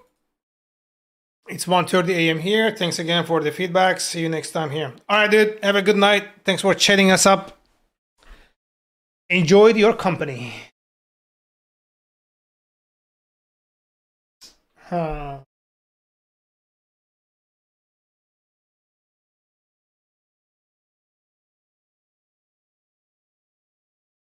Actually, no. This is stupid. Yeah. Why am I doing this? This is dumb. This is really dumb. And none of you guys are telling me that I'm doing some dumb shit.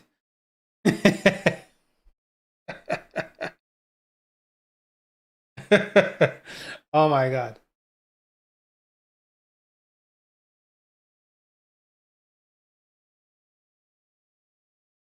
So this completed here?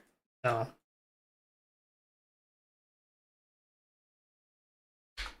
Okay.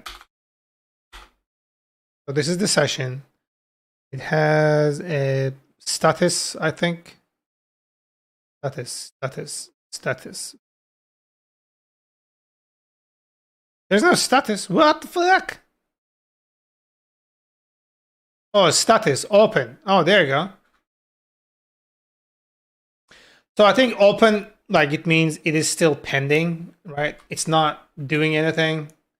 And okay, there we go. I'm just gonna translate into the model because I want to be able to just use that directly. It would make so much more sense.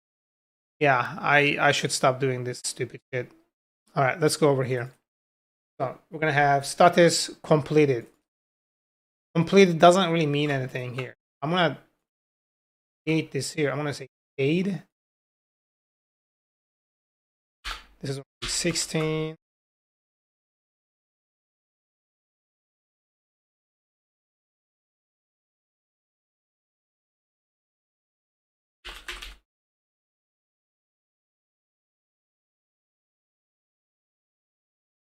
Ending. Okay, let's do. Actually, hold on. Completed.